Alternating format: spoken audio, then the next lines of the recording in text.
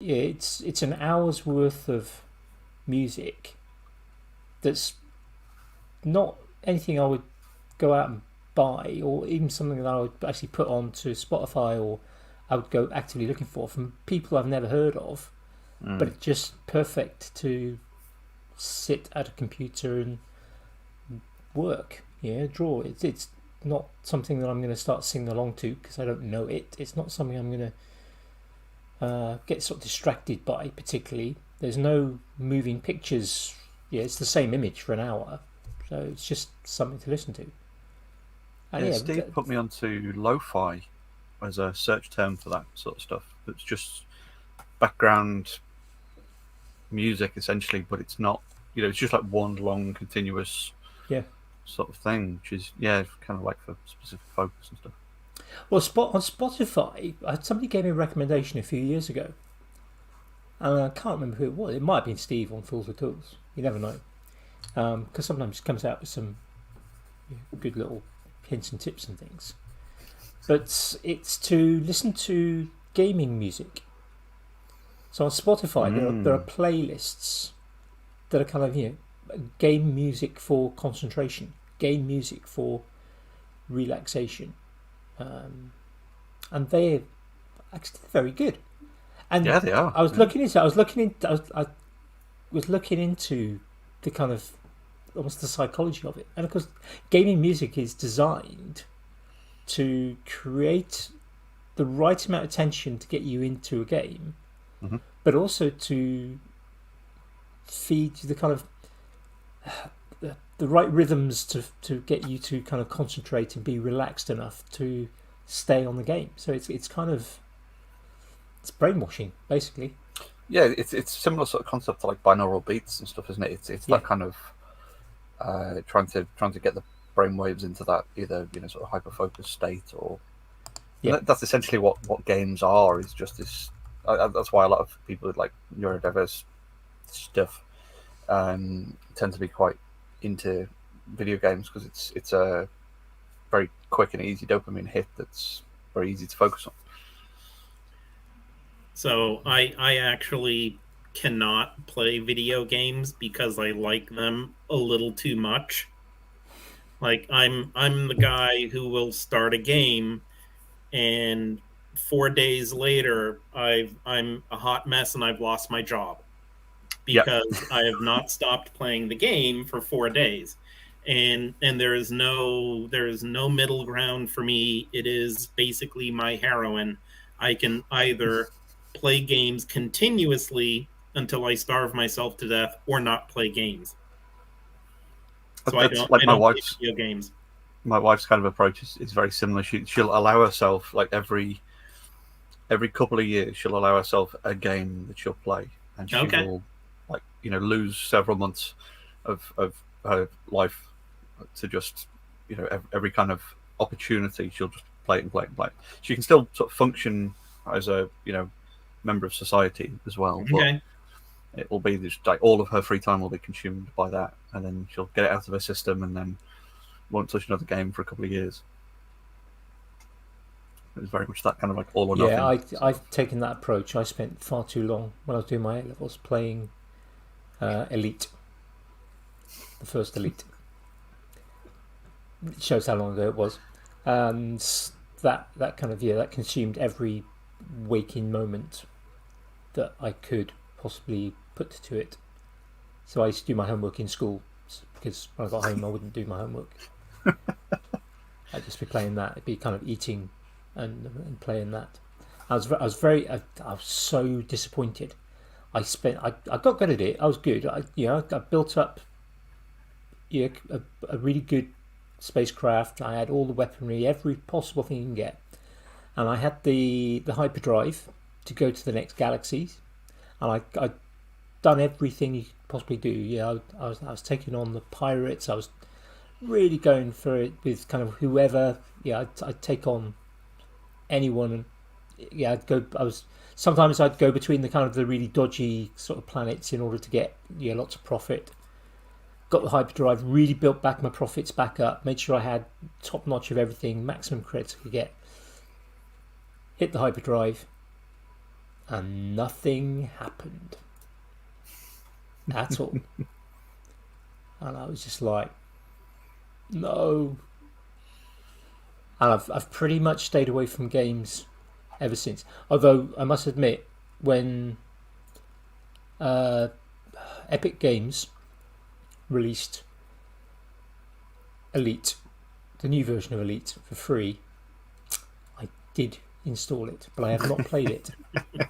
So I've got it, and maybe one day I might sit down and maybe when my kids have left home and they don't require feeding quite so often. So that you're basically the equivalent of the alcoholic who keeps a bottle of whiskey in the cabinet. Yeah. Just it's there, but it stays tightly closed. All right. And that's what I like about Wordle. Because Wordle, you get one a day. That's it. Okay. You can't do any more. Yeah, In fact, if I wake after midnight, I'll do the next one.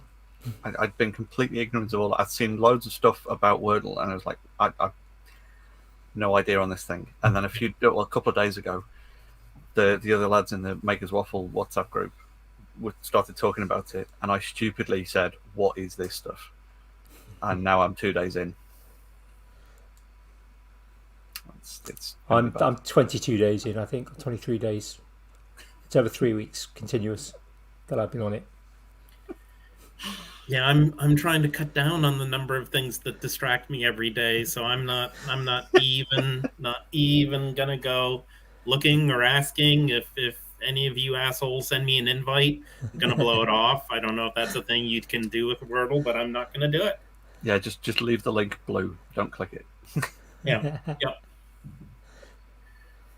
See, even if I buy a newspaper, we don't get a newspaper on a regular basis, but every now and again we'll get. Normally, the Eye is the paper we tend to get if we buy a paper, which is it started out from the Independent, and it as a newspaper I like it because there is opinion on stuff, but it's opinion on like, oh, was this film any good, or did this theatre thing, or this book. There doesn't tend to be much in terms of opinion on the news, so they tend to report a lot of news, but the basic facts of it. They tend not to try and interpret too much of it.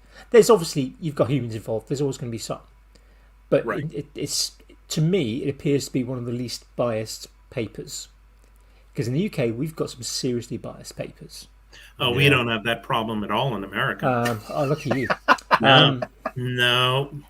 I think we've got. I don't know if it's the case in the States. I'm not even going to mention this particular paper, but there's a particular British newspaper which I believe is possibly the most bought newspaper in the UK. It's first or second. I think it's the first. That is officially Wikipedia will not recognise as a source of information. Yep. And considering that Wikipedia, they're fairly relaxed about where the information comes from. Well, you can cite whatever you like, but this one particular newspaper, they will not allow you to cite any information from it. There's a couple that are very much up there, like neck and neck between one that's a stellar body and the other one that's a daily newspaper that's often a complete fail. Yeah, and it's, I mean, so we stay away from stuff like that. But the Eye, the thing I really like about the Eye is that every day you get 4 full pages of puzzles. Oh, okay. On the weekend, on Saturday, there's no Sunday one. On Sunday, I think you get 6 or possibly even 8. Yeah, it's 8 on a Sunday. So if I buy it, I tend to sit and do all the puzzles till they're done. Nice, that's a nice ritual. Yeah. But it's just it's like puzzles and games. Okay. I'm kind of a bit like you.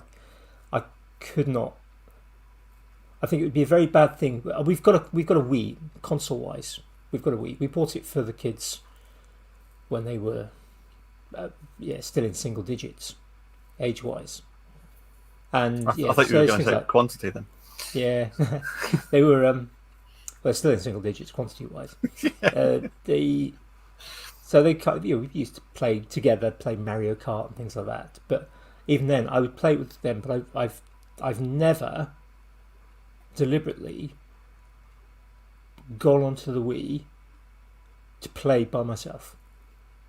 So I'll play with them, but I will not play individually, because if I start, that's it. Yeah, that's fair. Yeah, I Yeah, mean, I don't know. I've got so much stuff going on. It is so hard for me to indulge in stuff like that. And I know from like a psychological perspective, I should. Like you can't be on all the time. Uh, but I am one of those busy people who struggles with like if I'm not doing something productive, then I feel like I'm doing something wrong. yeah, I struggle with relaxing and chilling out as well, John. What's this? You have to define those terms for me. Yeah, yeah, That's been my active decision over the last sort of few months to try and actually like learn to not be feeling guilty for not being productive. well, so that was one of the nice things about so yesterday here in southern New England we had a nor'easter, so a very large snowstorm and very severe high winds, lots of snow. Probably, I think we got somewhere between 1.5 and 2 feet, which is I don't know how many kilograms in It's metric a, speak. somewhere between 45 to four. 60 centimeters. Yeah, Okay. So we got but yesterday it was whiteout conditions. There was a travel ban, like cars, if you weren't driving or in an ambulance or like a snow removal machine, then you weren't allowed on the road. And it was honestly, it was kind of nice because it was, well, I can't go to the shop, so I think I'm just gonna hang out today and I'll drink tea and I'll read and I didn't feel guilty because literally if I got on the road to go do something at the shop, I would be breaking the law. mm-hmm. So it was an enforced relaxation day. Yeah. I was gonna say it's a great way to remove the guilt when someone tells you to. Yeah, yeah. Yeah. You can't go out. Not See, you some shouldn't, people would you just see can't. that as a challenge. You can't tell me what to do. I'm going to go out to the shop and crash my car. Yeah, Well, we seem to have yeah, a lot of and that nowadays, don't we? there were throughout the day there were numerous stories basically that could be summed up as, "Hey, look at this dumbass." Florida, man. Yeah, yes, exactly. But Rhode Island version. Yeah, we get that in the UK when there's a little bit of snow. We, unless you live far up north, we don't tend to get huge amounts of snow. So kind of even a half an inch of snow is enough to bring the entire country to a standstill most places. But you still get the kind of the people who've decided that their mode of transport is going to be the 45 to £100,000 Range Rover. Right. But because it's a Range Rover, can go anywhere. Doesn't matter that it's only got some summer tyres on. Yeah, some 99% of Range Rover owners don't put off-road tyres or winter tyres on it. or ever learn how to drive off road. Yeah. I think that's the problem with the UK, though, isn't it? It's because we have such a diverse set of weather across the country, across any day of the year. Yeah. That there's no way to fully prepare for all eventualities. Whereas, a climate that's basically sunny in the summer and wintry in the winter, it's a bit more predictable and a bit easier to kind of account for 2 seasons instead of 4, 5, 6 seasons in a day or a week. So just everything breaks the UK, I think. Yeah, but here in Rhode Island, and I think in a lot of places in America, although it might be easier to plan for that weather, people still don't. Yeah, true. I Yeah, mean, you still see like some guy on the side of the road in January struggling with the convertible top of his car. It's like, why was that down to begin with? It's fucking January. Were you expecting like 80-degree weather? So, Mind but you, a lot, particularly older convertibles, yeah, tended to be have the roofs were so thin it didn't matter oh whether you had the yeah, roof down or not. You were yep, freezing. You yep. just keep off freezing and rain. damp. Yeah. I think I've only ever been in a convertible twice. Once was an MX-5 and once was, and that was through 99? No, 2000. 2000, Mm. 2001, I think. And the other time was probably in about 1989, 1990. And that was an MG Midget or MGB GT, one of those. And that was just, it may as well not have been on the roof. There was so much wind coming through. Well, a good friend of ours has got an MX-5, and we had to do some. He's a mechanic as well, and we were doing some work on brakes in my old car, and we had to go and we sort of took the rear end off the car essentially, and then realised we needed parts, so had to go out in his. And of course, me being sort of 6'1", 20-stone gorilla, it was they're sort of like looking at me and goes, "Are you going to be all right if we go in mine? Do you need me to like take the roof off for you to get in or stuff like that?" I was like, I should be all right. And then we got back, and another friend of ours basically said, "Oh, did you film it with him getting in and out? Because that would have been fucking hilarious." No, but we probably should have done.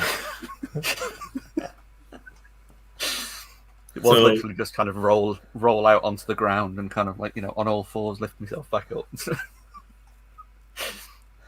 so Dave Bauer in the chat mentioned Subarus, and that's actually what I drive now, which is fantastic for wintry weather. And that was after the last car I owned was like a compact, and I decided to get out of that car when I tried to take an exit, and the car just kept going in wintry weather. So it's like I turned the wheel and I'm still going straight, and then I was kind of going straight sideways, and I was like, yeah, this isn't. I think I need Not something with having a all-wheel good drive. time now. Yeah, no, and it was fine. Nobody got hurt, no accident, and I drove the rest of the way home at about 8 miles an hour.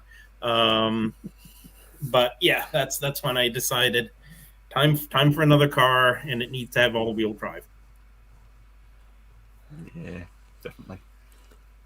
That's the Yeah, because we've just had to replace one of ours, and we basically had two that are mostly two-wheel drive, but as soon as they lose traction, four-wheel drive would automatically kick in.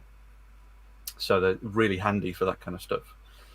But then over Christmas, one of them basically failed the standard yearly tests and stuff, so we just had to scrap it and get a replacement car. Okay. And it's loads more torque. It's gone from petrol to diesel, and it's more than twice the amount of torque. But it's entirely front-wheel drive. So where I'm used to like just dumping the clutch at a roundabout if there's a big enough gap and all four wheels will push me forward. I'm now at the point where I've got lots more torque and half the number of wheels pushing me.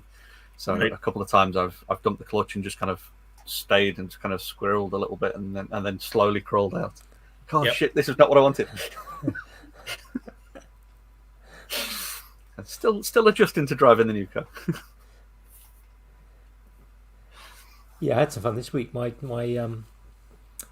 car failed its MOT last week, the standard test. Two things. One was the washer wasn't sticking enough water up onto the screen, which I kind of knew about, but I kind of didn't think it was bad enough to fail it. But it did fail. It's had to have that replaced. The other was part of the suspension had gone, so needed replacement. So they had to have it for a few days and placed it off. Picked it up, driving home. I didn't notice it. The first mile, the garage we use is on an industrial estate, and it was a busy time of day. Leaving the industrial estate, there's a huge amount of traffic.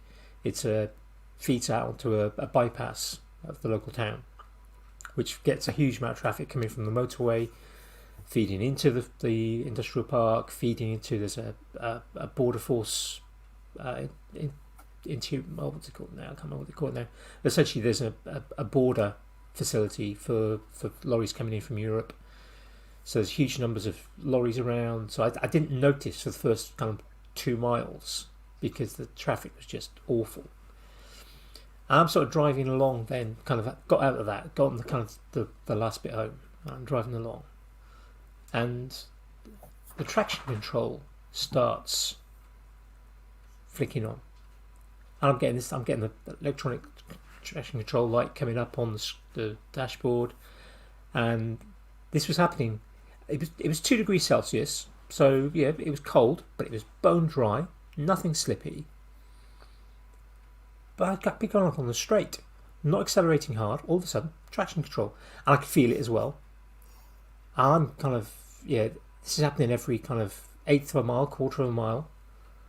I lost count of how many times it happened on the way home. It was like a 6-mile drive home.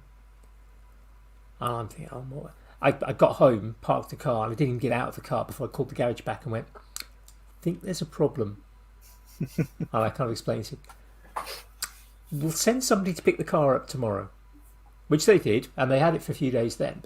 But essentially, when they'd taken the wheel off to fix the suspension, the wheel had gone out of tracking. So when I was going straight, it was the sensor for the electronic control was getting tagged, and it was basically thinking, there's something wrong. I was like, I've been driving for a few decades, and I think I've had traction control kick in twice in that time. Oh, you're not driving fun enough, Andy. Clearly. Well, I mean, to be honest, quite a few of the cars I've had didn't have traction control. I mean, there is an element of that. I had my human traction control kick in with a similar thing. With I'd had some work. I used to have a 1988 Mark II Golf, and it was a friend of mine who sold me the car, and he was generally working on it whenever we had any issues. And I think I'd had the front suspension replaced. I'd replaced the dampers or something. But what he'd ended up doing was disconnecting half the suspension and put it all back together. And he said, "Oh, just take a quick run out and just see what it, see if everything feels all right." And sort of very, very quickly, kind of like accelerated off. Went to drive out of the garage's kind of car park, and then just turned around and drove it back in. I went, no, keys, something very, very, very wrong. And there was where the wheel is kind of bolted into the bottom half of the suspension. The plate should have had 3 bolts in it, and all 3 bolts were in, but only one of them was actually going through the corresponding plate attached to the car. Okay. So the one of the wheels was just kind of doing this as I was driving around, just kind of flopping around. It's like, can you put the other bolts back in place so it's kind of all connected to where it's meant to be? Yeah, I have occasionally seen cars on the road driving like that, where one tire, it's like I'm waiting for it to, and I really wish there was some safe way to like signal a person that you're driving around, hey, I think something's about to go really wrong, really fast, and really catastrophically. But unfortunately, there isn't. Have you guys ever had the urge to do any like as part of a maker like car restoration, like working on cars, stuff like that? So I know Steve of Moonshine Metalworks, he's got his project car, and a few other people out there have them. Is that something that's ever interested you guys? I would love to. I don't have anywhere. We don't have a driveway or a garage or anything, so we wouldn't have anywhere to put a project car. And the law in the UK for having a vehicle on the road is that it has to have if it's on the road, it has to have essentially Tax, road MOT, tax, and insurance. Okay. yeah. So it has to have all three things. So if it's not road legal, you have to take it off the road essentially. And it used to be that if the car wasn't being driven, you could at least let the insurance lapse. Okay. But now, because of any time that there's any sort of like crashing into parked cars or things like that, they've now basically said that if the car is legally on the road, then it needs to be road legal and insured and everything else. So Okay. yeah, it's cut down on a lot of older cars on the road because of that kind of stipulation. So I'd need to have a place to do it. Right. There are a few project car ideas that I've got. Yeah, similar for me. As a teenager, I really wanted to kind of do the kind of Volkswagen Bug, Baja type off-road racer. I just adored those. And my brother-in-law, who's 7 years older than me, he was into green laning and Land Rovers. So my first ever driving lesson was actually with him in a Series 1 Land Rover, which had a Series 3 engine, still had the Series 1 brakes, and that was interesting. Perhaps the best way of describing that driving experience. I thought my legs were going to break just trying to get the clutch going. I mean, he once drove through the city that he lived in, thinking, oh, the clutch must be going because there's this burning smell, only to realise that he's forgotten to take the handbrake off. So he's actually driving with the handbrake still on. Yeah. And so kind of Land Rovers, I do have a soft spot, but for Land Rovers, but similar to Jamie, I've never had the space. I've only ever had, in one house I've lived in, a garage, and that garage was such you couldn't actually get a car into it because we lived on it was a hill. It was quite a steep hill, so one side of the garage obviously was flat, so there was this sort of lip. It was fine on the one side was fine. But unless you had something like a Land Rover, there was no way you could actually drive a normal car into the garage. And it wasn't high enough for anything other than a normal sized car. So a 4x4, like a Land Rover, would never have fitted anyway. So that wasn't an option. But now with my back, there's no way I'm ever going to be able to work on a car now with my back. But it's something I've always wanted to do. You know, I've always fancied the idea of sort of taking. I don't know whether it kind of made its way to the States or whether it was the same car. In the 70s and 80s, Ford made something called the Capri. The Capri was it was a coupe. It was for the 70s and 80s. It was this gorgeous car that brought a style to cars. It was very sporty. That you could get like 3-litre engines. So for the time that's big great for performance. UK. Yeah. Yeah, tiny for the States, yeah, I know, but big for the UK. And there's a bit of me, I love those cars, and I'd love to almost take some of the older cars and put modern running gear into them. Yeah. A bit like Superfast Matt has done. He's taken a 1924 Jaguar, I don't even know what model it is, but he's stuck a Tesla drivetrain into it. And I love that idea of taking kind of one vehicle and putting good quality seats, good quality engine into it, but having that styling of an older vehicle, or having a particular type of styling for, say, like the off-roading, things like that. But it's not going to happen for me now. So maybe I'll make small ones. So there's a gentleman and he's in the Fools with Tools group, and he's a Rhode Island blacksmith by the name of Eric Carnevale. And he actually restored a Volkswagen Bug, and he had never done a car restoration before. And he found that the Bug was the perfect first car restoration because you can practically flip them over with just two hands.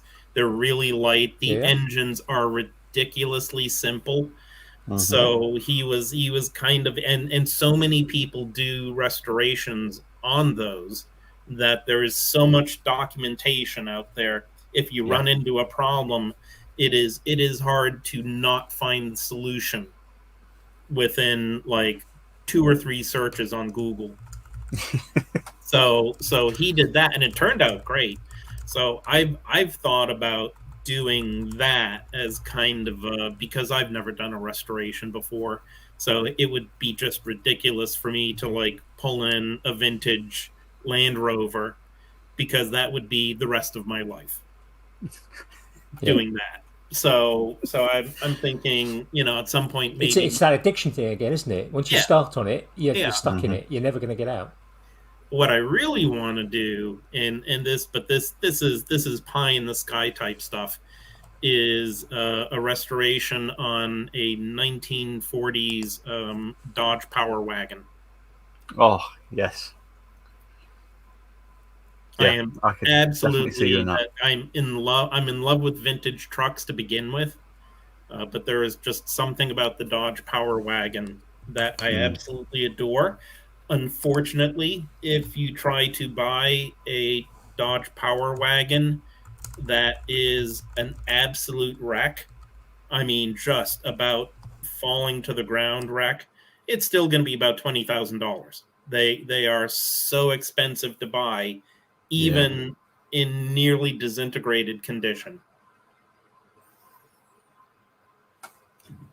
Yeah, I was talking the other day to a friend of mine about I've been, I say near miss, but not a near miss, but a number of years back now. Would have been 2007 era ish.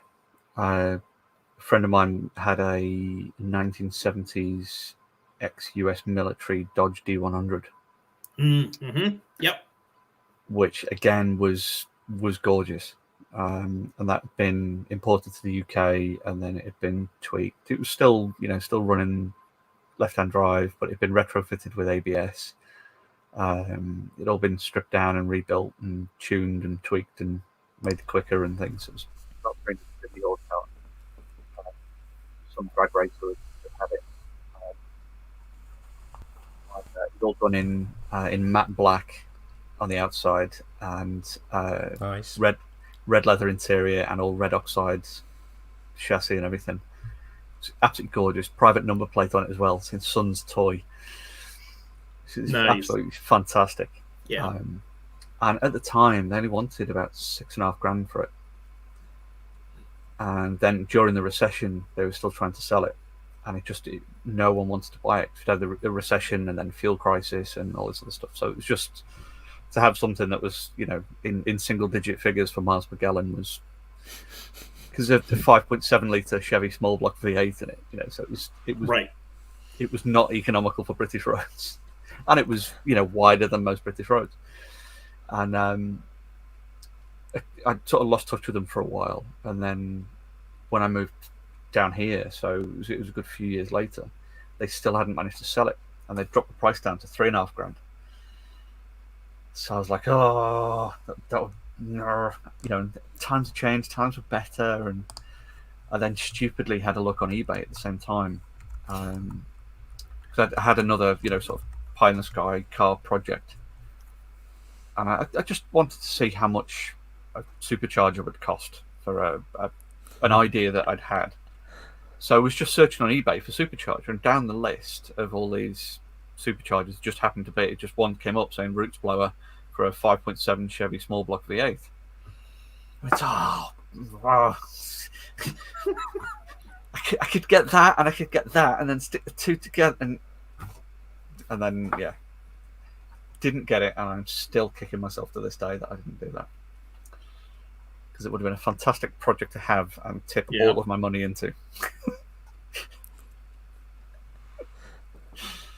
And that's one of the things with sort of doing cars, I think, particularly, is that they are just, everyone that I know that's really into cars is pretty much, ignoring the kind of the multi-millionaire type people, not that I know them personally, the kind of you go, I fancy having a whatever car, and I'll get somebody to do it up. I'll do it, but I've got the the perfect workshop with room for 8 cars side by side and a ramp and whatever. But pretty much everyone I know that's normal person that's into cars, they've got no money. Yeah, and cars. Years they'll be working on cars just because like, I can't find this bit, and it's going to cost a fortune to do this bit. It's just that suck of time, attention, money. Yep. At least doesn't have quite all the health issues of kind of hard drugs. Yeah, I mean, similarly, for life changing and sapping all your money. Health benefits, or not benefits, but the health implications are slightly different. Yeah, depends how much oil you eat. And if you're facing the wrong point in the wrong part when you're taking the sump plug out. Yeah, we've all done that. I mean, that's the other thing I find now when even changing like a light bulb on the car. It's like I just find myself getting sliced, sharp bits of metal everywhere. I just end up cuts all over my hands and arms and legs. You bump into stuff, it's getting clumsier. And I mean, it could be worse because at least the bits of metal that you sort of bashing yourself into aren't hot. We've kind of got that going for us where John perhaps doesn't. No, I do occasionally singe myself. I found it difficult to. I mean, modern cars, it's hard to get into them to do stuff yourself.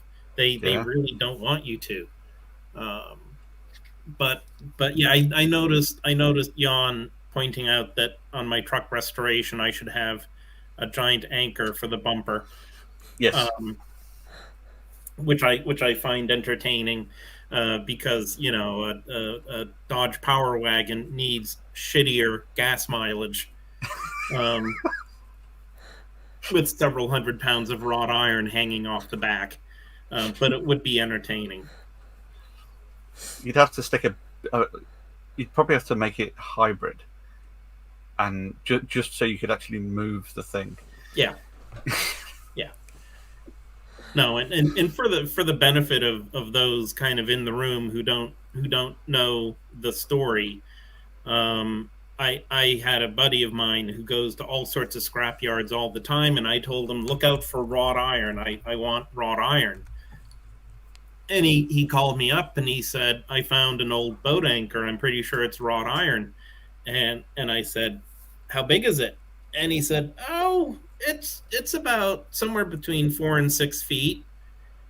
And I was like, all right, that sounds good. What is, what's the price on it? And the price was extremely reasonable, I thought, for what he described. And so I was like, yeah, buy it and bring it over to the shop. And so he drives over to the shop, and he's got a big truck. Because he does so much scrap yarding type stuff, and he pulls up to the shop, and I see, like, literally hanging out the back of his truck, like the tailgate is down, is this giant, like, galleon class ship anchor that was about 6 feet across on the crossbars. It was actually about 9 feet long. And was his steering a bit light when he drove to you? I don't know how he got to the shop, but I mean, I looked at him, and I looked at the anchor in the back of his car, and I said, "What the fuck is wrong with you? What planet are you on where that's 4 to 6 feet? That's a 9-10 foot ship anchor." And he was like, "Oh, when I saw it, it was on a hill." I was like, "What difference does that make? That doesn't make. I mean, it's still, at some point when they were like craning this into your car, you should have noticed it. And he was like, yeah, no, it's a little bit bigger than I said. And he said, but he said, I had no problem with the tailgaters on the way over here, because the back of it was like literally hanging off the back of his truck, and the two kind of arms of it were both like out beyond his truck. Like if he had passed a little bit too close to mailboxes, he would have committed several federal crimes. And so we got it unloaded, and it is in the shop now. And I am awaiting word back from several local museums as to whether or not this thing is in any way historic. I don't believe. I mean, it could be, like, looking at the construction of it. It could be like, we were thinking a whaling ship, but the whaling ships often recycled much earlier anchors, and this could be an early 1700s anchor. Yeah, That's really cool. yeah, it is. It is really cool, and of course, the I saw he posted a picture of it on Instagram, and instantly everybody is like, well, you can't cut it apart. It's a piece of history. And I was like, but I can't just keep it. It's an 800-pound ship anchor. I can't, like, hang it over my door for good luck. It's not a Christmas ornament. It's an 800-pound ship anchor. So yeah, so there's going to be, we'll see what happens with the ship anchor. That is still a story in progress. But and I said to my buddy, I was like, I really appreciate it, but future wrought iron, less than a 10-foot ship anchor. If we keep it a little more manageable and something I don't have to, like, go to several museums to figure out if I can do something with it, that'd be great. So what he's actually brought you, he hasn't brought you a ship anchor, he's brought you another career. Yes, yeah. Yeah, this is like the metalwork equivalent of giving someone a puppy as a gift. What you've actually given them is a shitload of responsibility. Mm. Is there a very? I know hardly anything about ship anchors. I can recognise one if I see one as an anchor. Yep. I wouldn't be able to tell you what type of ship it was on, or boat. But do they have markings on them? Is there kind of any? I mean, I guess there's particular. I know there are different styles of anchor, and I guess they can date an anchor most likely by its style, and I guess you could possibly date the iron by some sort of mean. I don't know if it's kind of dateable. So if there was any markings on this anchor, they were gone years ago, because if you look at the pictures on my Instagram, and that's, if anybody is curious, John D Harvey. If you look at the pictures on the Instagram, you can see, and it's a beautiful piece. I mean, it is a gorgeous piece, because wrought iron, when it ages, it tends to develop this grain, and it's got this beautiful wood grain.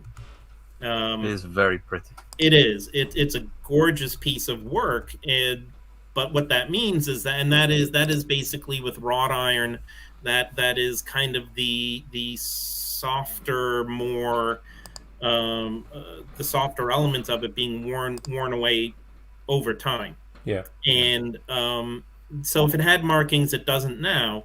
But what that grain does tell you is, you can see the joints of it, and it kind of shows you how everything was joined together. So between the way that the arms are constructed and the construction of the eye, from what I've been told, you can get a pretty good guess as to kind of what era it was from, and potentially what kind of ship it was on. Sometimes, like I said, like the New Bedford whalers recycled anchors from older ships. So it certainly at one point was probably on a New Bedford whaling ship, but where it was before that, who knows? But yeah, but it is. I mean, it is. I complain about it, but it is an extremely interesting. It is the most interesting thing in my shop right now that I can't use for anything except taking up space. I mean, there's been several suggestions. I know Steve has suggested turning it into a big swing, which I think could be quite fun. But I think that might kind of take a little bit more of your shop space than you might perhaps want. Although the smile on your face when you're on it, I think, would be worth it. But you know, and I mean, what worries me about that is like one mistake with the mounting of it to the girders, or if the girders aren't quite as secure as I thought they were, that smile is going to become a news story really quickly. Rhode Island, man. Jackass dies under anchor. I mean, I suppose the other thing to consider is that whole pendulum effect is whether or not next door are going to complain that their whole building's shaking. Yes. Yep. Resonance. Yeah. Yeah. I suppose the benefit is it's probably going to be mostly a steel construction in your workshop, I would imagine. Yeah. So you're not worried about concrete too much. What I'm thinking is if I can get the clearance on this, like not being some incredibly historic thing that should be preserved, is I would like to keep the section that is the arms attached to the main part of the anchor, all of that intact, and incorporate it into something. So the top section were the two smaller straight arms. Yep. The arms and the shaft of the anchor, where the arms attached to the shaft, keep at least that intact, because that's amazing. Like, just everything that's going on in there, and even I'm a little reluctant to cut it apart. But the rest of the shaft, I think I can cut that off and make other interesting things with it. Yeah, definitely. Have you got any particular projects in mind that you might start with? You mean with just if the you get the go ahead? Yeah, if you get the go ahead with the wrought iron. So I would, I've got a few things. I would love to make like some fireplace sets. So I think that would be really interesting to do with wrought iron. I would also potentially do some. Yeah, the other thing I do that people know me for are the tentacle bottle openers and other tentacle things. And so the nautical wrought iron themed with a nautical background. Yep. So the wrought iron, like it, I mean, the marketing practically writes itself. If I'm making like these tentacle objects, be it plant hangers, bookshelf brackets, whatever, kind of it is very appealing to the boating people, to the scuba people. I'm right near Providence, Rhode Island, which is ground, it is dead center for all things H.P. Lovecraft. So the whole Cthulhu mythos thing is like it's right over there, like 20 minutes is where H.P. Lovecraft lived, and so I could potentially do a lot of interesting things with that. And just being able to say it is from a ship anchor from New England and tie all of that stuff together. Like I said, the marketing kind of writes itself. Definitely, yeah. Oh, yeah. That sounds good. I think it's nice when there's kind of some element of that. There's a guy on Instagram whose handle I can't remember quite now. He makes a lot of pens, but he tends to make pens out of interesting bits of wood. So things like, I think he did one recently that was from a section of one of the original TARDISes from Doctor Who.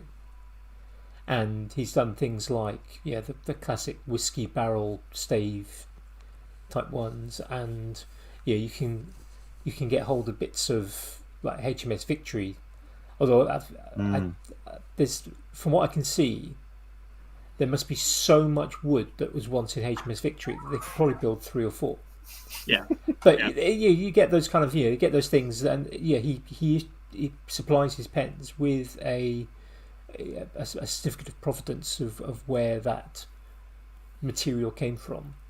And I think particularly for people who have maybe a connection to something, I think something like that, it would be just amazing. Yeah, if you used to work in the BBC and you worked on Doctor Who back in the 70s or 80s, then having a pen that's from a piece of that would be just so special. Yeah, absolutely. What I know I don't want to do, and I've already had a couple of offers from people to buy it entirely and just put it in a front yard. And I really, and that would keep it intact. And I, at the very least, get my money back. But I feel strongly about, like, it's a tool.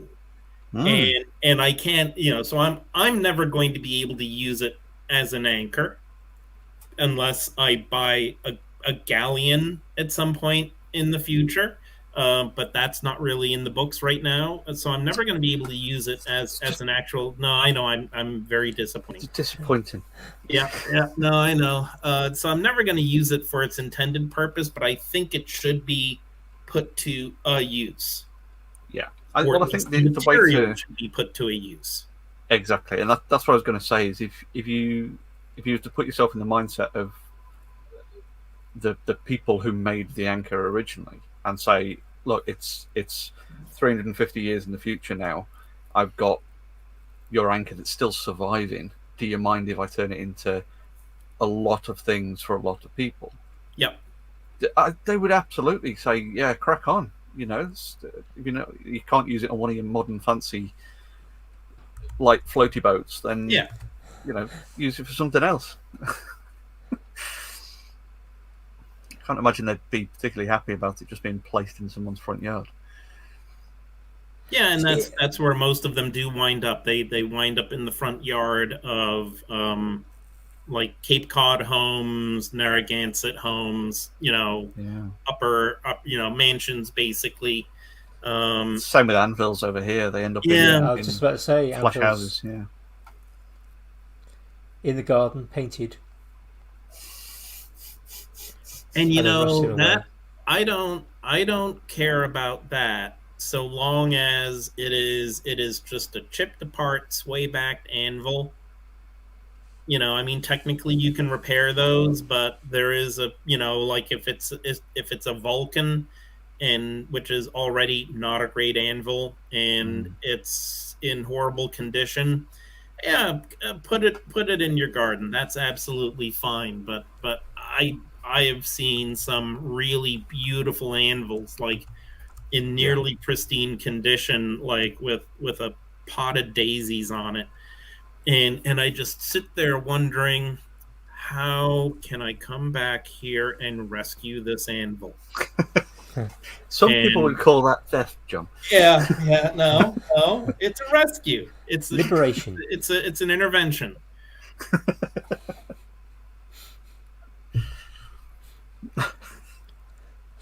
So, but I've not done that yet. Yeah, and it's certainly the prices of anvils in the UK over the last 10 years have just gone through the roof, and a lot of that is because of that. The garden design popularity of having that kind of feature piece.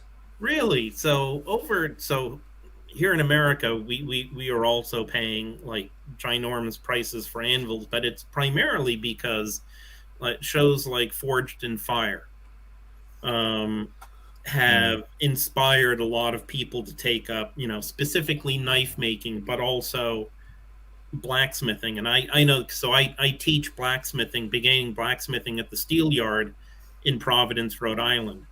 And I would say somewhere between a third and a half of the students who come in cite Forged in Fire as one of the reasons why they're in the class.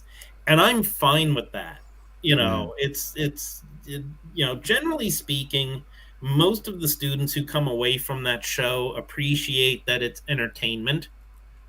Yeah. And they don't expect to make a knife in 3 hours or 4 hours, especially since they're in a bottle opener class. Semantics, John. Come on. Yeah. So I'm on board with Forged in Fire, if for no other reason than it is getting new people in the forge trying blacksmithing. Of course, yeah. But the downside of that is that anvils over here in America, like a decent anvil, you're lucky if you can get $4 a pound. It is usually somewhere between $5 and $6 per pound, American currency and measurements over here. I'm just trying to work out roughly what that would be, to how that compares to over here. But my About brain is not. £8 a brainy. kilo. Yeah. £6 to £8 a kilo. I'm gonna let someone in chat figure that out. I can't remember how that. Someone's googling away at it right now. Probably. I think you're right there. Overall, these kind of sort of shows are a positive thing, because people will go, oh, I fancy having to go at that. So the craft doesn't die off with just that sort of few people who've known about it maybe for a long time and learnt it from someone or bumped into it. So the craft can going to grow. Yeah. And that potentially also means that there are going to be manufacturers of bits of equipment who are going to go, there's a market for forges, gas forges, coal forges, forge blowers. There's a market for that now, so we'll build something and we can sell it. So equipment becomes available, and that might make it easier for more people to be doing it. Therefore, more people get to know about it. Therefore, more people take it up. And I think that's overall a good thing. Because I mean, as we've talked about many times before on Waffle, there has been that tendency of the last 30 years for schools to not teach shop skills, to not expose kids to some of these different skills at a very beginner level, obviously, but a lot of that's disappeared, and that means that there are less people coming through into the teaching careers with those skills unless they've picked them up elsewhere. Yep. Yeah. Which just then it's just a downward spiral potentially. But when you've got media, whether it's YouTube or whether it's mainstream television, who are kind of going, let's get a bunch of people like Joe Whitaker this week. Average Joe joined me. I think yesterday put out a notice on Instagram, sort of saying, look, the Great British Woodworker program, Best British Woodworker, I can't remember the exact name of it. They're recruiting for the next season. And Britain's Best Woodworker?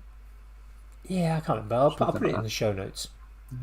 But they kind of, there's this element of, I mean, there are issues. They're not professionals, and I think some people looked at it and gone, they're professionals. Certainly in the woodworking groups, people going, well, they're not really professionals, are they? They kind of know what they're doing with certain things, ignoring the fact that A, it's an entertainment show. B, it's clear that they're people that are not professional woodworkers as such. But it's an entertainment show that's trying to see, well, we've got this bunch of people who applied, we've picked some that are going to be good for watching on TV, who have some element of skill, enough that we can put them in a situation that is actually a little bit ridiculous, not enough time to do something that it's going to be a stretch to achieve, and we'll see who can cope with that best. Completely unrealistic scenarios in many respects from a craft point of view, but it gets people going, I quite fancy having to go at that. Quite fancy doing this. I mean, we've seen it big time with the cooking programs like Great British Bake Off and MasterChef, where people are kind of going, I can really push the boat out with cooking. And so we're seeing, and certainly, I mean, I've watched MasterChef since it started, which is a rather long time ago. And the stuff that we're seeing now in the kind of the early rounds of MasterChef would have won. Not everyone, of course, but some of the stuff we're seeing in the first rounds would have absolutely won in the first few series of MasterChef. Yeah, but it just blown out of the water the things that we've done. And that's because That's people kind of a common trait, isn't it, with all those picked kind up of these. things? Yeah. It's people have gone. Oh, you can do fancy cooking at home. I can learn these skills. It's not. You don't have to go to cookery school or spend 4 years in a French restaurant in the kitchens for 15 hours a day to learn how to cook. You can get these foods. You can get this equipment. And the availability now of cooking equipment is fantastic. And I think these programs hopefully will help awareness and availability of tools and materials to get more people into the crafts. You've only got to look at, like, most people's Amazon wish list's got a sous vide circulator on it, and things like that. All these things that were, a professional chef witchcraft 10 years ago are now just, in everyone's wish list for Christmas and stuff like that. It's availability and accessibility of stuff in general is doing wonders for that kind of thing. Everyone's starting point is higher up. It's been the same with, like, if you look at the even things like the Olympics and stuff. Seeing, there was a video doing the rounds a couple of years ago with I forget the gap between, but there was a big gap. It was a black and white video from a long time ago of the winning acrobatics thing versus the modern version. Whether it's 80 years ahead or whatever, and it was worlds apart. It was just a very relatively simple, flip and landing versus something that looked like a graphical glitch on a computer game, like flailing around and everything. And it's that sort of progressive jump ahead every time, isn't it? Well, I mean, I got involved in blacksmithing off of a sort of a reality TV program. I mean, that was so I mean, I've only been blacksmithing for, I think I'm coming up close to 7 years now. I only look like I've been blacksmithing my entire life, but it's just been about 7 years. And you're only actually 26, aren't you? Yeah, it's been a hard life, man.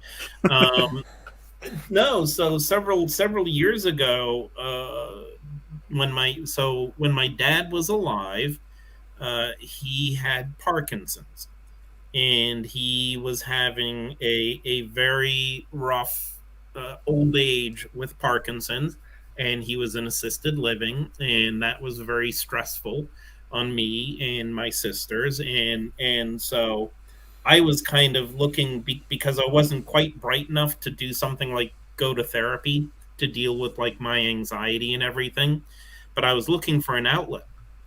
Now, not connected to that, one day I went onto YouTube looking for something, and I don't even remember what it was, but somehow I landed on a full episode of a BBC program called Mastercrafts. And it was the blacksmithing episode, and for folks who aren't familiar with Mastercrafts, it's an older program, like early 2000s, I think, somewhere in there. Yeah, And like but it's basically they take 6 people or 4 people who've never done this ancient craft, and they give them to a master of that craft, and that person has to, like, teach them the craft over the course of several weeks. So it's I would say it's a very gentle definition of reality TV, because it's the BBC. No one gets voted off the island. No one gets by American fired. standards, of course, it's going to be mild, isn't it? Yeah, it was very mild, but I watched that entire episode fascinated, first of all, by the fact that anybody was blacksmithing at all anymore. I had no idea that this was still a thing that people did outside of like Sturbridge Village or other like historic reenactment sites. Yeah. And so I watched it and I was absolutely fascinated. And I thought to myself, I bet that's a thing that would really help with all the like get me out of my head and get me into something. And Yep. so the episode finished and I opened up a new tab and I searched for blacksmithing Rhode Island. And it turned out that there was a beginner's class that weekend at the steel yard where I now teach, and there was a spot open. So history. I took the class and I absolutely loved it. And then I took the rest of the classes, and then every single one. And then I started doing their open studios, which was absolutely fantastic. If you took a course in one of their disciplines that you teach there, ceramics, blacksmithing, jewelry, whatever, you get to use on certain days, you can come in and use that studio for 3 hours for $35. It's like 2 or 3 times a week. So I would go in like every single open studio and I basically did what I called at the time quench bucket diving. In that I would because they taught all these classes and the students like they made mistakes and they tossed all their stuff into the quench buckets. So I would basically reach into the quench bucket, come up with this big handful of steel, and be like, I'm going to try this twist on that. That's going to be a bottle opener. That's going to be a wall hook. I don't know what that's going to be. I'm going to try to finish off what that student fucked up. And I would spend the whole night, and it was great because I didn't have to buy metal. I could just sit there with a hammer and bang away at stuff. And it was fantastic. And like you said, the rest, and now I teach there and I've got my own shop. Really, So, really yeah, cool. But that was off of a TV show. Yeah. And like you say, that's happening with things like Fortune Fire. The number of YouTube channels, particularly, that are into sort of knife making and the like. I mean, it's just huge. But I'm curious. What were the classes? Here's how to make a bottle opener. Introduction to blacksmithing. What were the actual sort of class titles, if you can remember? So there was the intro to blacksmithing, which was a weekend class. So it was 6 hours on a Saturday and Sunday. And that was basically going through the various processes of blacksmithing. So tapering, drifting, upsetting, all of that type of stuff, but not just learning, but you actually try to make things. So like a little wrist bracelet or a wall hook and stuff like that. So I took that class, and then, they had intermediate versions of that class where you made fancier things. Like right now they do a forging for foodies, which is you go in and you make different like kitchen-y, like barbecue type stuff. There is hammer classes, axe classes. I've taken a couple of axe classes, forge welding classes. Right now I'm teaching bottle opener, forged leaf, and I'm also teaching a fire pit poker class. Nice. And the fire pit poker class is also an intro to forge welding. Okay. Because you bend back the top, you forge weld it together, and that gives you a turkey foot fire pit poker. But it is a really easy way to learn forge welding without trying to hold two separate pieces of metal together, like close enough. God, yeah, I didn't even think of that, but Yeah. that's a really good way of introducing it. Yep. And so that way they can just kind of see how forge welding works and taper their piece out. And when you bend out the little hook at the bottom, you get to see, is your forge is your weld a real weld, or is does it not have integrity? it's kind of, and that's kind of how I try to create my classes. Is I want to teach a skill, but how can I just, because nobody wants learn tapers. Yeah.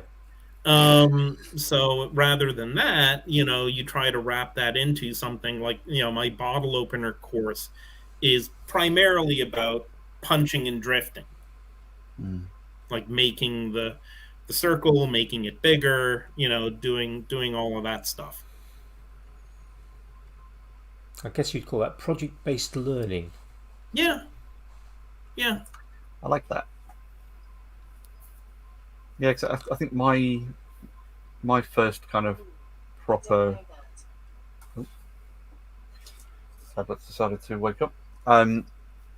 My first proper kind of have a go at blacksmithing was a fire poker, but that was starting with 10mm square section and doing just a straight taper at one end and putting a twist in and doing a round taper and just a bit of a scroll and a bit of a bend at the other end. So it was relatively simple to do. But then I went and sort of found Steve and bugged him until he let me come and do a day's intro down there with my brother. But yeah, I that sort of thing, I think, because when I got myself set up with blacksmithing, well, I haven't used it now for an annoyingly long amount of time. I dragged my dad down and put him through making a fire poker, and it's that kind of visceral experience of it. Because he's a huge Forged in Fire fan, and he's never had the chance to have a go at blacksmithing, but he's like been itching to do it. So getting him down and sort of just passing on the stuff that I'd learned, through Steve and by osmosis from our other blacksmithing friends, you included, just that sort of here's what I know and what you've seen play, to just kind of give him that sort of opportunity to spend a day just trying stuff. And it's like, oh, I've seen them do this, so I'll have a go at doing that. Oh, that doesn't quite work how I thought it did. That sort of having that goal, that end goal of this is what I'm going to make, I think is a really, really solid way of teaching that. And I hadn't considered that as a really good way of doing the intro to Forge Welding either, because it's one of those things that I've not tried yet. Right. And it's the same thing of like trying to get a decent setup to hold two pieces together, but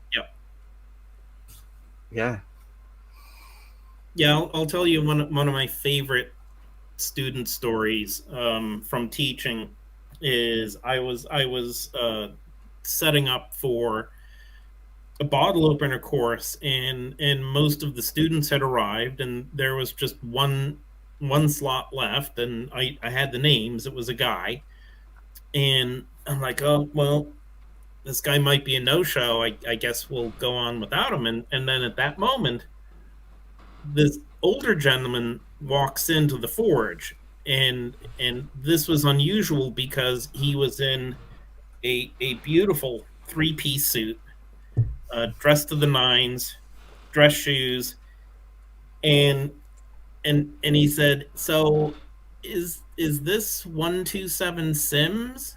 That's the address of the steel yard." And I go, "Yeah." And he said, "So, my wife told me that my birthday present is here, but I don't know what that means." fantastic. And so I looked at him and I said, "Well, is your name John Smith?" And he was like, "Yeah." I was like, "Well, I'm teaching you blacksmithing." And he looks at me and he's like, "Oh, this is the best gift I've ever received. This is awesome." And I was like, "That's great, but you're a little overdressed for the forge." And I mean, this was like a serious suit. This was a beautiful suit. And he was like, "Fuck it, I don't care." And he just hung his jacket over there, and he forged like that night in like a beautiful dress shirt and dress pants, ruined it all. Absolutely wrecked it all. But was never happier as he exited the class. He was like, this was great. I can buy new pants, I can buy a new shirt. But that was just the look on his face when he realized that was his gift. I was like, that was such a cool moment for me. Yeah, I'll bet. That's a magic of teaching type thing. Mm. That's the sort of thing that keeps people in teaching as a career, where you get a student who goes, I get it now, or as you say, they make something that they couldn't make before, and they kind of go, I made this, and that's for anyone that's never done teaching, it might be hard to actually appreciate just how kind of warm and fuzzy that makes you feel as a teacher. Yeah, absolutely. When that happens, because it's blooming awesome when it does happen. Well, what I love with my bottle opener courses is frequently my previous students will tag me on Instagram of them like opening a beer or at a party, like using the bottle opener that they made. Fantastic. That's a lot of fun. I suppose that's a lot more.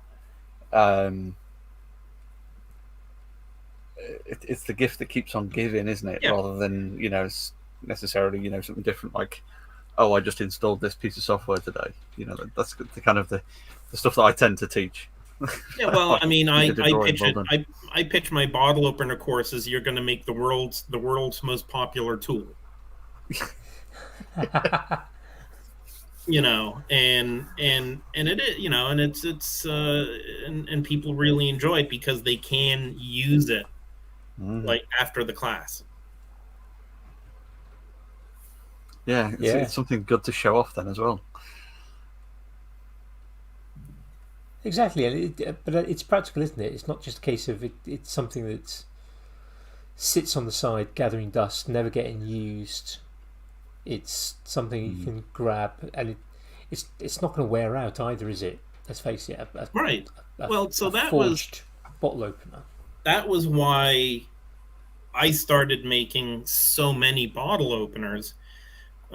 Was so when I was doing my quench bucket diving for my raw materials to forge, I would practice like twists and different things, and at the end of it I would just have like this piece of metal with a twist, and I didn't want to throw it back in the bucket, but I also couldn't afford to keep all of these stupid little pieces of metal that I'd experimented on.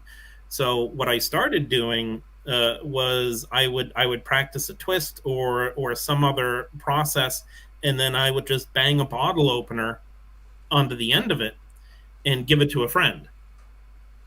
Yeah, of course. And that way I was able to kind of get it out in the world.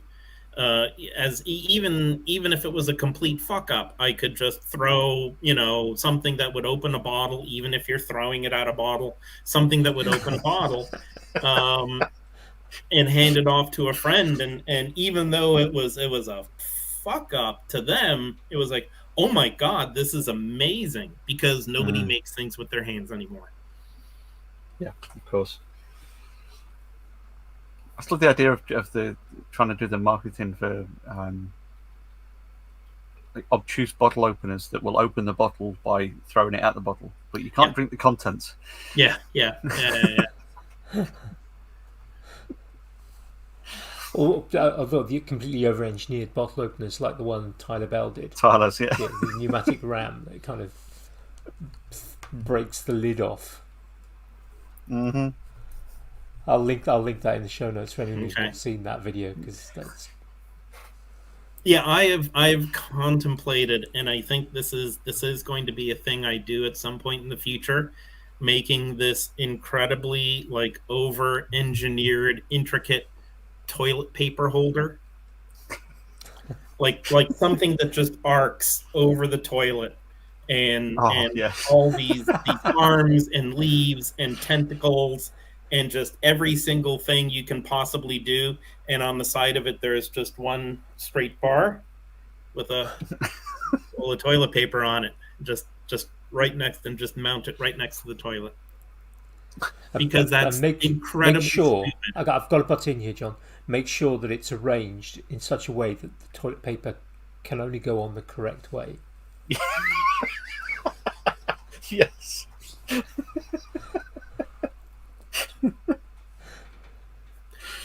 So Steve just mentioned in the chat that he still has his first bottle opener, and I also have my first Forged Works, and which are also like Steve's awful.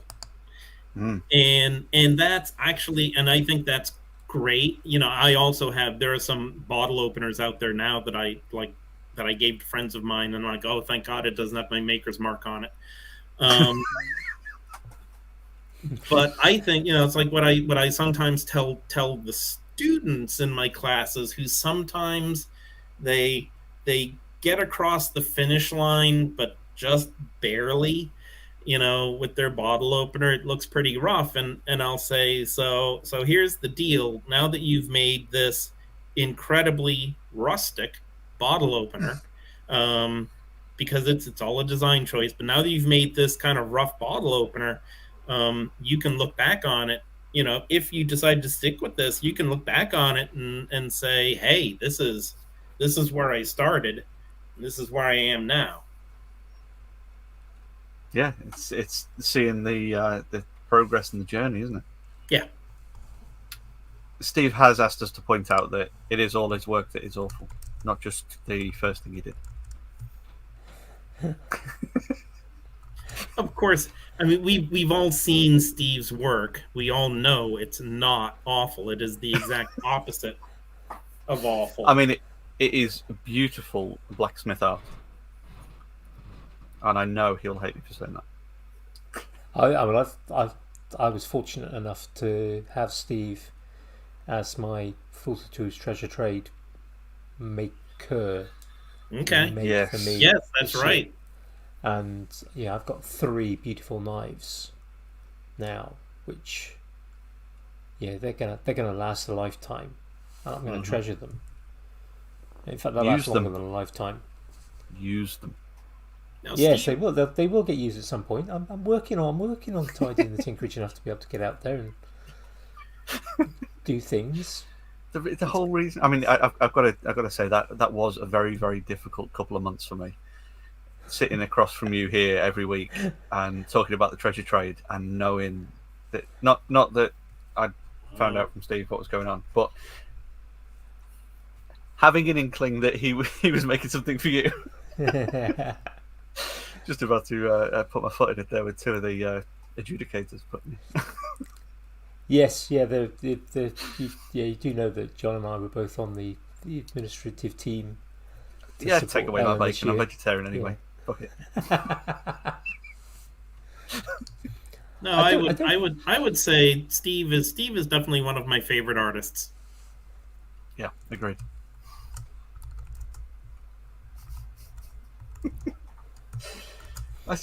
Poor Steve hasn't been able to, you know, sort of like jump in on the chat for many episodes along the way. We gave him so much shit when he joined us. Well, both times he joined us so far, and it's nice to see that we can all share in the love of Steve's artwork. Yeah, I agree.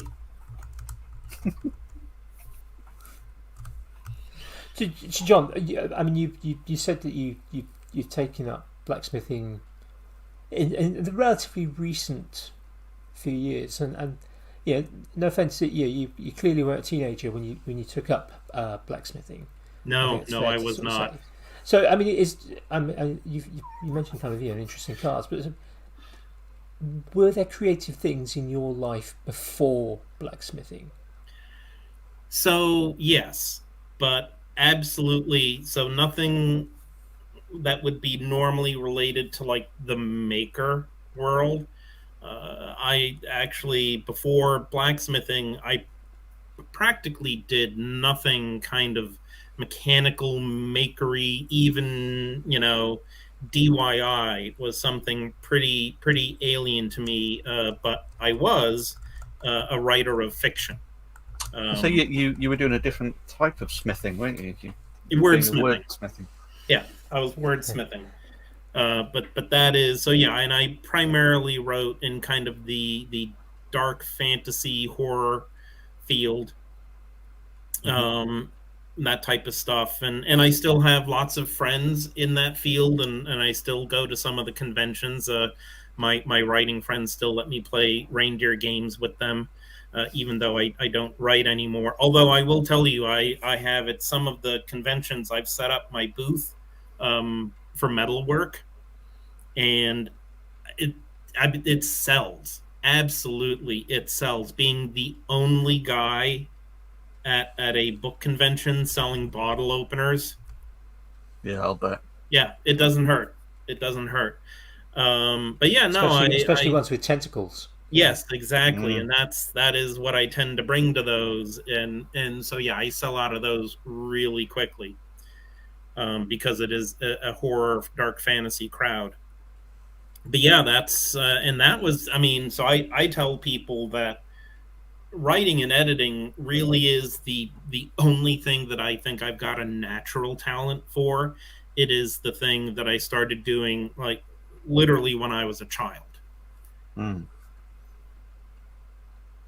I still, so I don't write fiction anymore. I really don't have much of an interest in writing fiction anymore, but I still edit. And there are some local writers who give me their novels, and I beta read and do a developmental edit for them. That's cool. Yeah, so I still have a foot in it, but I don't write anymore. Right now, I don't have any interest in writing again, at least not fiction. Yeah, I suppose the market has shifted quite significantly over the last few years, hasn't it? From there's a lot of self-published stuff and a lot of stuff in general for fiction writing that's shifted the process, I suppose. Well, so if, because as I said, I still have friends in that world, and if I was to go back to it, I don't think I would go the traditional agent goes to publishers. Publishers take 3 years to publish your book. I would probably go so the kind way of referring to it is not self-publishing, it's being an indie author. Yes, fair point. Yeah, so it is being an indie author, and I probably would, if I started writing again, it would be that. Yeah, that's probably most sensible, I would imagine, these days. Well, so it is, it's still a lot of work, because if you're going to be an indie author, then you have to find someone to do editing for you and be smart enough to take their advice. You also have to get your books formatted. You've got to arrange for the cover art. So the bad thing, well, it depends on how things go, but the difference with indie author publishing is you can't blame your agent, you can't blame your publisher, you can't blame your cover artist if the book doesn't sell, because you are largely in control of all those things. Yeah, of course. Yeah. But then you get more of the money if you do well. Absolutely, yes, you do. True. And I've heard that my eldest is at some point. She's already written, I think, at least 3 novel-length books. Okay. And hundreds of short stories. And at some point, will get published. But I don't know what the current sort of viewpoint is. But certainly a few years ago, when we were kind of sort of discussing it, and we were actually approaching agents to possibly get one of the stories published. She was not keen on I was kind of sort of trying to push self-publishing, but she wasn't keen on that because she very much felt that there was kind of a higher status for being published by a publisher. And I spent a lot of time at the time sort of listening and reading about publishing and sort of looking at the various approaches and ways to do it. And there was so many kind of people saying publishers are only publishing people they know are going to get huge numbers straight away. People already have books published. They want that kind of almost guarantee of money. They're less prepared to take risks on new people anymore. So it's much harder to actually get into a publisher's and through an agent. So they're taking 70 pence on a pound right from the book. Yep. So what is happening a lot now is the indie authors that are doing the work and succeeding at it, they get to a point, and then the traditional publishers are approaching them to do deals like there's some aspects like that are a little more difficult for an indie author, like translations. And so the traditional publishers are going to the successful indie author of a crime series and saying it would be a lot easier for us to publish your book in Germany than for you to try to find and work with a German translator. Yeah, I didn't even consider that as a thing, but yeah, of course that makes so much more sense. Well, it's kind of the same dynamic when you occasionally see like a Kickstarter that does exceptionally well, and it does so well that for like a short animation series, someone will do a Kickstarter for an animation series, and it gets the funding goes off the charts, and next thing you know, they're on Netflix. Yeah, because Netflix sees that level of interest and says, "No, we think this is money we right. can't miss out on." Yep. Yeah. I suppose in a way that's kind of the parallel with YouTubers being picked up for TV as well, isn't it? Yep. Yes, it is. Yep, absolutely. So no, I definitely think whether you are any kind of creative, be it in the making world, in the art world, publishing, all of the larger, more traditional platforms want to see you prove yourself, and they're not terribly interested in risking anything on anyone. And when they do, and this is something to maybe bring up with your sister, is like if you do get that traditional publishing deal, they are still going to expect you to do all of the marketing and all of the footwork. It's like the days of being like getting your first novel deal and there's an ad in the New York Times, or they pay for a book tour. That's not happening anymore. So they will put it in the catalog and on their website, and that's it. And then pull in so much of the money. It's frustrating, and this is why I guess the independent publishing, self-publishing, has grown so much. Not only is there that capability, whether it's as simple as the Amazon print on demand style, or whether it's the kind of slightly more sophisticated, getting it printed, by a proper printer. Depending on the style of the book, with the different types of lithography, if you're doing photos and I suppose it's similar to how the music industry's kind of worked as well, isn't it? For for that kind of thing. You know, you start off trying to get into the big record label, and then you start publishing your own EP, and I suppose now publishing it on your own website and pushing your own music to Spotify and all that kind of stuff, and then getting hoovered up by a mid-sized, former musician who's made it big, branched off from their original record producers and become their own, and it's that kind of cyclical kind of starting. Well, it's fake it till you make it, isn't it? Almost, Yeah. You push yourself out there enough till you've established that name, that you get that kind of critical mass. No, but I would. So one of the advantages, though, is I prefer the maker community really over the author community, and I think part of that is because the maker community, nobody actually expects to make money. Different mentality going into it. You do it for the fun, whereas in the author community, everybody is shooting to be the next Stephen King.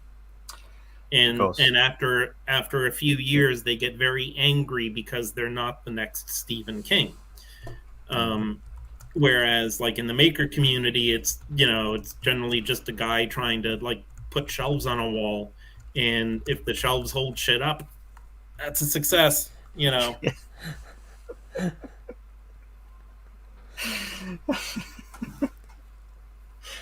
but do you not think there is actually kind of that?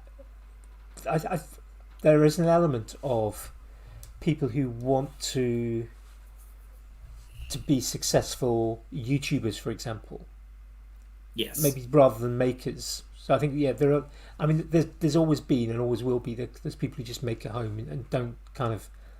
They're not part of the maker community because they just don't do social media, or the social media they do is associated with some other thing they're interested in. But there are. I mean, I've seen over the last few years, sort of some people.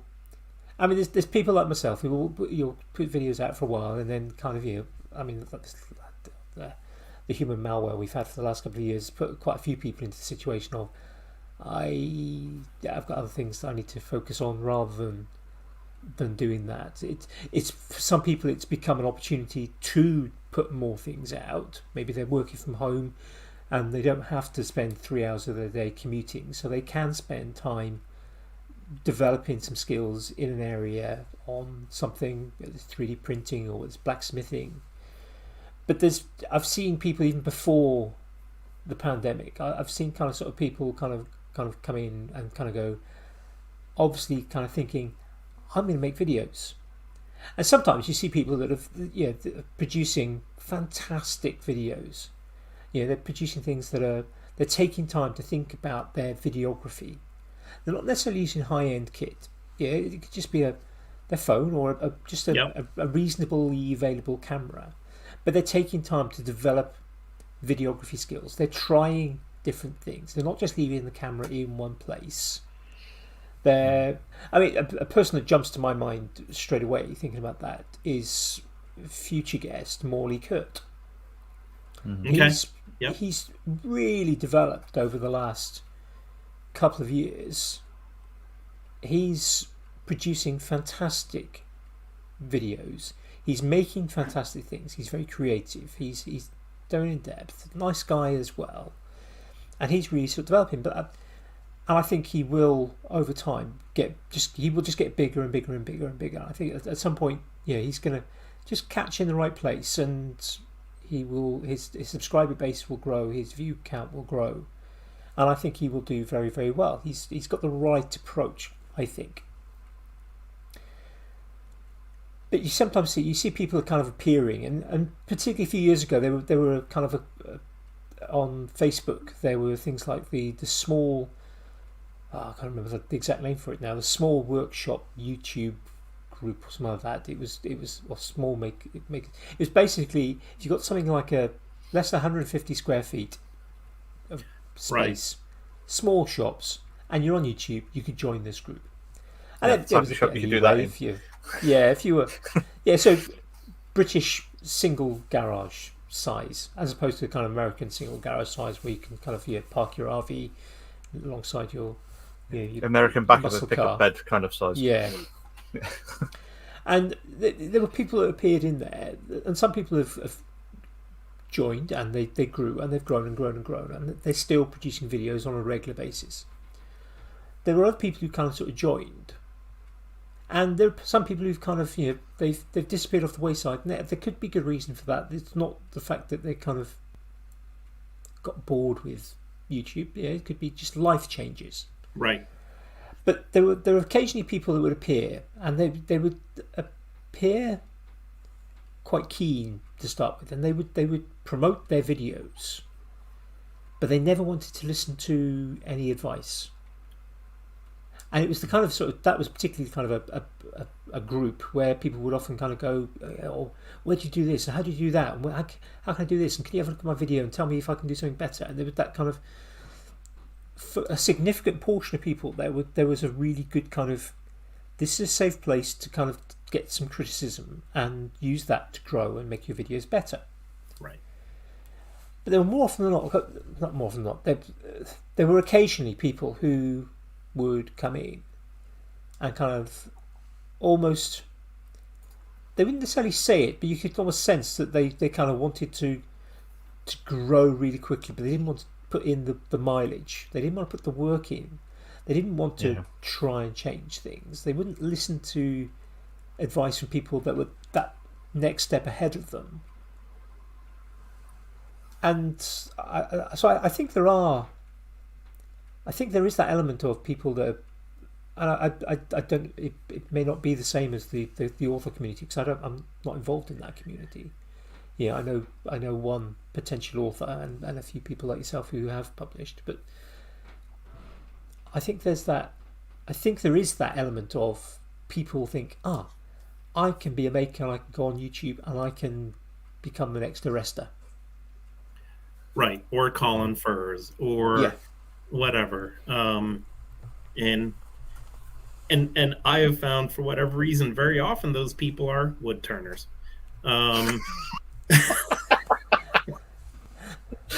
Don't hold back, John. Say it like it is. And I know several wood turners, and I love them to death. But as you guys know, and some people in the chat know, like, I'm the administrator for the Fools with Tools group. And whoa! Hang on a minute, John. Is this an hour and 42 minutes in where we're just about to do an introduction? Oh yeah. Seems about a good timing. Go on, right. Yeah, I'm John. Yeah, I'm John. Tell us who you are, John. Yeah, so I'm the admin moderator at the Fools with Tools group, and occasionally I've had to right there. me pointing at the screen as if people can see me pointing at the sign on your wall. I do that more often. Yeah. Perfect for the audio podcast. and every so often and it really is. So the Fools with Tools group is fantastic because I need to do so little work. But every so often I kind of need to ask someone, hey, take it down a notch. And we do this Saturday post where you can promote as much as you want. And it's pretty often it's been a wood turner. Not always, but pretty often it's been a wood turner. But yeah, I mean, there's definitely there is a small population of people out there who want to get to that Duresta level without doing the Duresta level of work. Yeah. Mm-hmm. Because, we all have a common friend in Brett who used to work in Jimmy Duresta's shop and assisted him. And one of the things that Brett will tell you, first and foremost about Jimmy is that for a guy his age, which is to say my age, his energy levels are off the chart. He is a machine. Yeah, he is a titan of a worker. And he's gotten to where he is because A, he works really, really hard, and B, he plays well with others. He's able to integrate into the community well and talk to people and be sociable and without being obnoxious. Yeah, I mean, even from those of us who were at Maker Central, obviously we were, Yep. to have kind of turned up in the morning and seen Jimmy stood there with a massive queue of people waiting to speak to him, Yep. and then going Yeah. off, having a walk around the entire event, go and see other things, chat to friends, come back and see Jimmy still stood in exactly the same position with a completely different set of 100 fans waiting to speak to him. And then coming back several hours later, and he's maybe been able to nip to the toilet and back, but then someone's come and brought him food and drink and a chair, and then still be there, full energy, still massive smile on his face, interacting with everyone, having a personal conversation with everyone. Yep. I couldn't do that, and I'm 20 years younger than him. It's the guy's an absolute machine, and he deserves every accolade he gets. He is, but there are people out there, unfortunately. I think this exists in every community where they want the shortcuts. Yeah, absolutely. And those do not exist. Absolutely. I think that's the thing, is for someone like I mean, the kind of the big hitters that people tend to try and emulate, you Jimmy, your Bob, your Dave, your Pat Lapp, your Paul Jackmans, those guys who have, I'm not going to say gimmick, but they have a thing that they are sort of known for, and it's easy to pick that sort of caricature of them and try to emulate as a kind of a run-in to jump on the shirt tail sort of thing. Because they make it look so easy to people starting out, I think they get that kind of false sense of, oh well, I've just got to copy what they do and then I'll be there. But they're not seeing the 60-hour weeks or constant replying to messages at 2:00 in the morning because they've been waiting on something, or something's just come in, or reading through hundreds or thousands of shitty comments, or all these sort of things that are the real slog to it, I suppose. Right. Well, so I just saw a comment in the chat from Faye basically saying there should be success without that insane level of work, and I tend to agree, and I think that personally, I think that's possible. It just kind of depends on what success means to you. So if you want 2 million followers on YouTube and a TV deal, then you need to be Jimmy DiResta. But at the same time, you might be very happy and consider yourself successful if you have, 50,000 followers on YouTube and you've got some sponsorships coming in. And yeah, maybe you still have a part-time job, or maybe you have a partner who is working, and maybe that, maybe that's where you want to stop, because beyond that point, it stops being fun. And I think that's one of the reasons why we see people kind of hit hard and strong, and then all of a sudden they just drop off the map, is they start putting in those insane levels of work and then discover, you know what? This sucks. This level of work is for someone with a personality that is not mine. Well, I think a perfect example of that is April Wilkerson, who was absolutely standing on her own 2 feet, climbing that ladder and doing amazing. And then realizing that there were huge chunks of the work there that just became, you sort of reach a point where you can't do all of it on your own. There just aren't physically enough hours in the day. And it reached a point where, because she's a phenomenal content creator, phenomenal business person now. She started this empire up, and the kind of the journey that she had a few years ago, as she was sort of increasing in popularity, and there were bigger demands on everything. Her other half actually gave up his job to then kind of take that pressure off and kind of do the stuff that was detracting from her talent in the content creation and builds and designs and all the rest of the stuff, you know, and that kind of allowed her to continue with her, you know, kind of growing success. Yeah, no, I think another factor is if you want to keep growing is knowing, and this is something I'm very bad at, is knowing when to ask for help or knowing when you need to start hiring people, get support. You know, there is there is a limited bandwidth that a single human can achieve in terms of work. And kind of recognizing, well, if I'm going to grow beyond this point, then I need to depend on other people. Yeah, absolutely. I think that's almost this is a lost skill.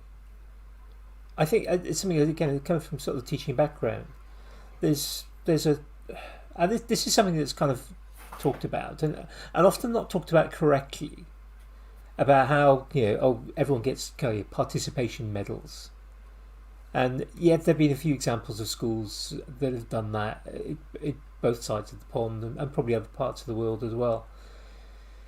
But there's this push all the time in schools that comes from the sort of school system as much as anything, not necessarily from individual teachers, but it can come from individual teachers too. But it's part of the school system about kind of pushing for success. It's all about success. It's all about growth. It's all about getting better. But in that push for this success, it's all about getting the best possible grades, and there's this feeling of failure that you don't necessarily get. And I don't think, as a system, we not push isn't the right word, we allow kids to fail. And I think we don't allow adults to fail. And we've got this now with particularly social media. We're constantly seeing the best that people put out. We've got so many on Instagram. Yeah. There's all these beautifully created feeds, and whether you're looking at blacksmithing, whether you're looking at photography, whether you're looking at fashion and beauty or whatever, it doesn't matter what it is. The majority of feeds from anyone that's kind of trying to grow, I'm not talking about the kind of person, I've got a few friends that, according to the Instagram metrics, they're my least interacted people with. They don't post. They might post once or twice a year, and I keep them on Instagram. I could kick them off and reduce the number of follows that I have, which would make the kind of balance look better. I've got more followers than follows, but I don't do that because I want to see that time that when they go skiing, or that time when they put up their they've got a private feed, but they put up their new baby, for example. I want to see that. They're real humans. I would, because they're my friends. But in terms of their feed, if you kind of put the kind of classic, how to succeed on Instagram, they don't tick any of the boxes. Nothing's curated. The colours are all different. There's no pattern to it. There's photographs are not necessarily well edited. They're just snapshots. But that's because they're a real person just wanting to share their really fancy lunch. It's not a superb food photograph. It's just a photograph of their really fancy lunch that they luckily having because somebody bought it for their birthday to go to a nice restaurant. And I want to see that because I want to know that my friend's having a nice time for their birthday. But ignoring those users, which I know probably does make, I don't know the figures, but probably does make up a good portion of social media. But it's not the portion that people kind of go, oh look, Jennifer Aniston, she got 1 million followers overnight when she started her Instagram account. Oh look, we've got these the Kardashians or whatever. Yeah, and they get, oh look, they've got this. Oh, I've got to get that outfit. I've got to do this, or the perfectly curated feeds of essentially businesses. I mean, for example, the Forge.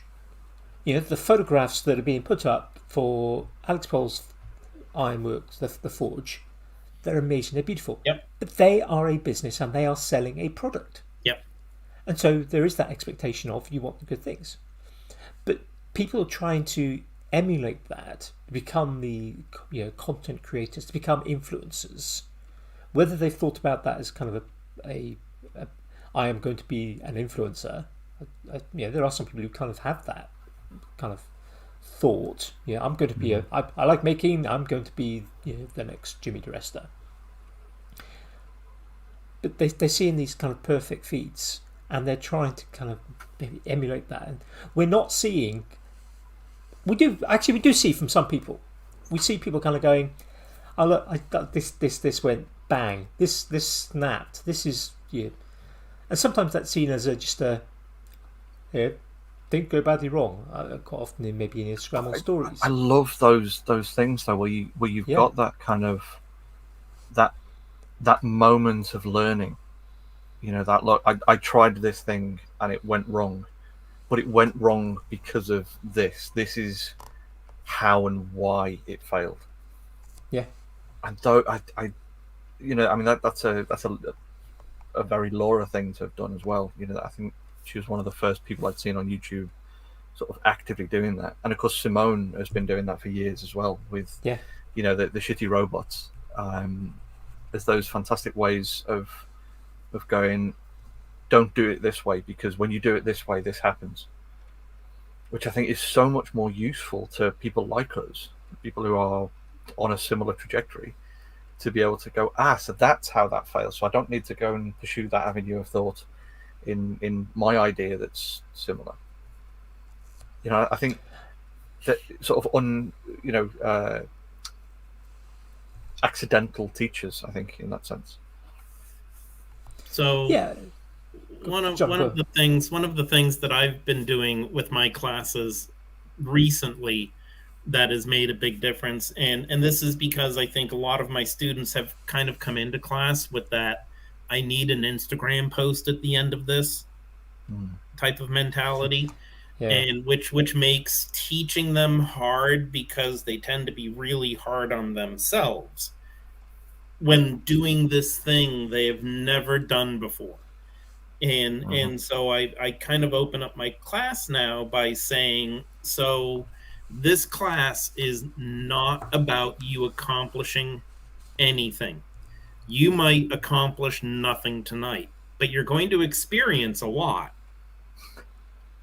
So this is for the experience of blacksmithing, and if you screw stuff up, guess what? That's blacksmithing. And there's some parts of this where if you screw stuff up, that's a good night for me, because I can show you how to fix it.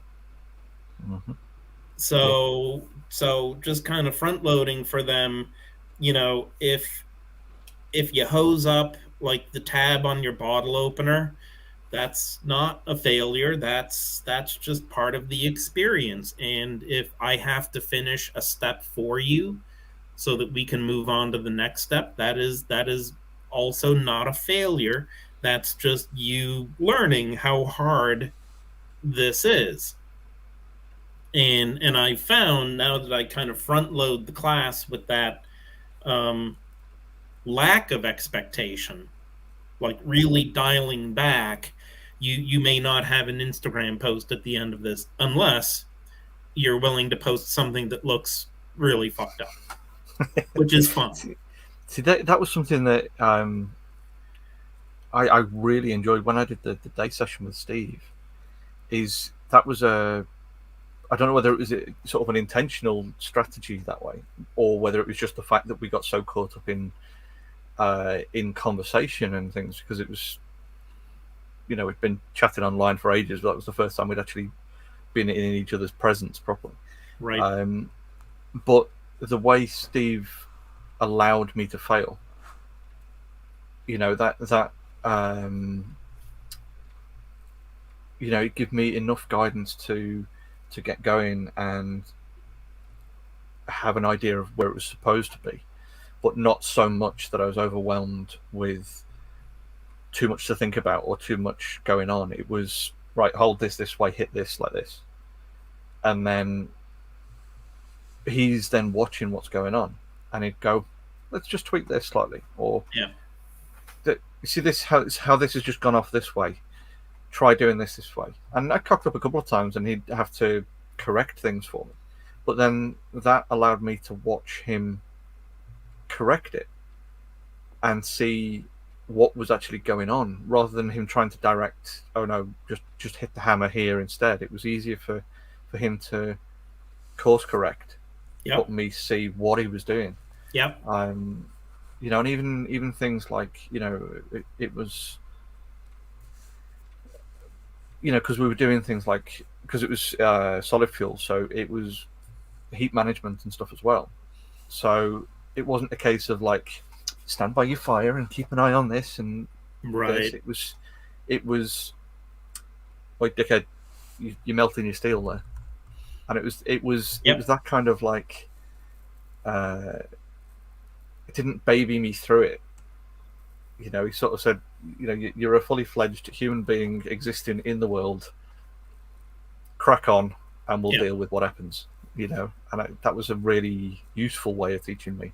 Yeah, I have occasionally approached a student who is really struggling with something, and I'll say, so you know what your problem is? And they'll say, what? And I'll say, you suck. You're supposed to. You're a beginner. You've never like hit hot metal with that. You suck at this, but you're supposed to. And 9 times out of 10, they laugh. That 10th time, a little awkward. But 9 times out of 10, they laugh because they realize how ridiculous they are being when they are expecting to do this craft that they've never done before, they've never tried before. And they suck. That's why you're in a class. Yeah, you're learning. Yeah, you're not showing off. My first blacksmithing class, I sucked, and I burned myself. But I think we have this tendency to forget when we're learning something that we're likely to actually suck at it to start with, and we're not necessarily going to make the speed of progress that we think we should. And we've potentially, like you're thinking about blacksmithing, people who watch Forging Fire, they see people think, well, it can't be that hard to do that, surely. It's just heating a bit of metal up and bashing it with a hammer. I mean, it's like anyone could do that, so it can't be that hard to do. And then actually discover that it is actually harder than you think. Yeah. Because there's all that nuance of how you're holding the hammer. Are you driving the hammer down? Are you letting the hammer do its work? How hot is the metal? Is it hot enough? Is it too hot? There's all these little nuances that you can't instantly learn in order to achieve something. And we have,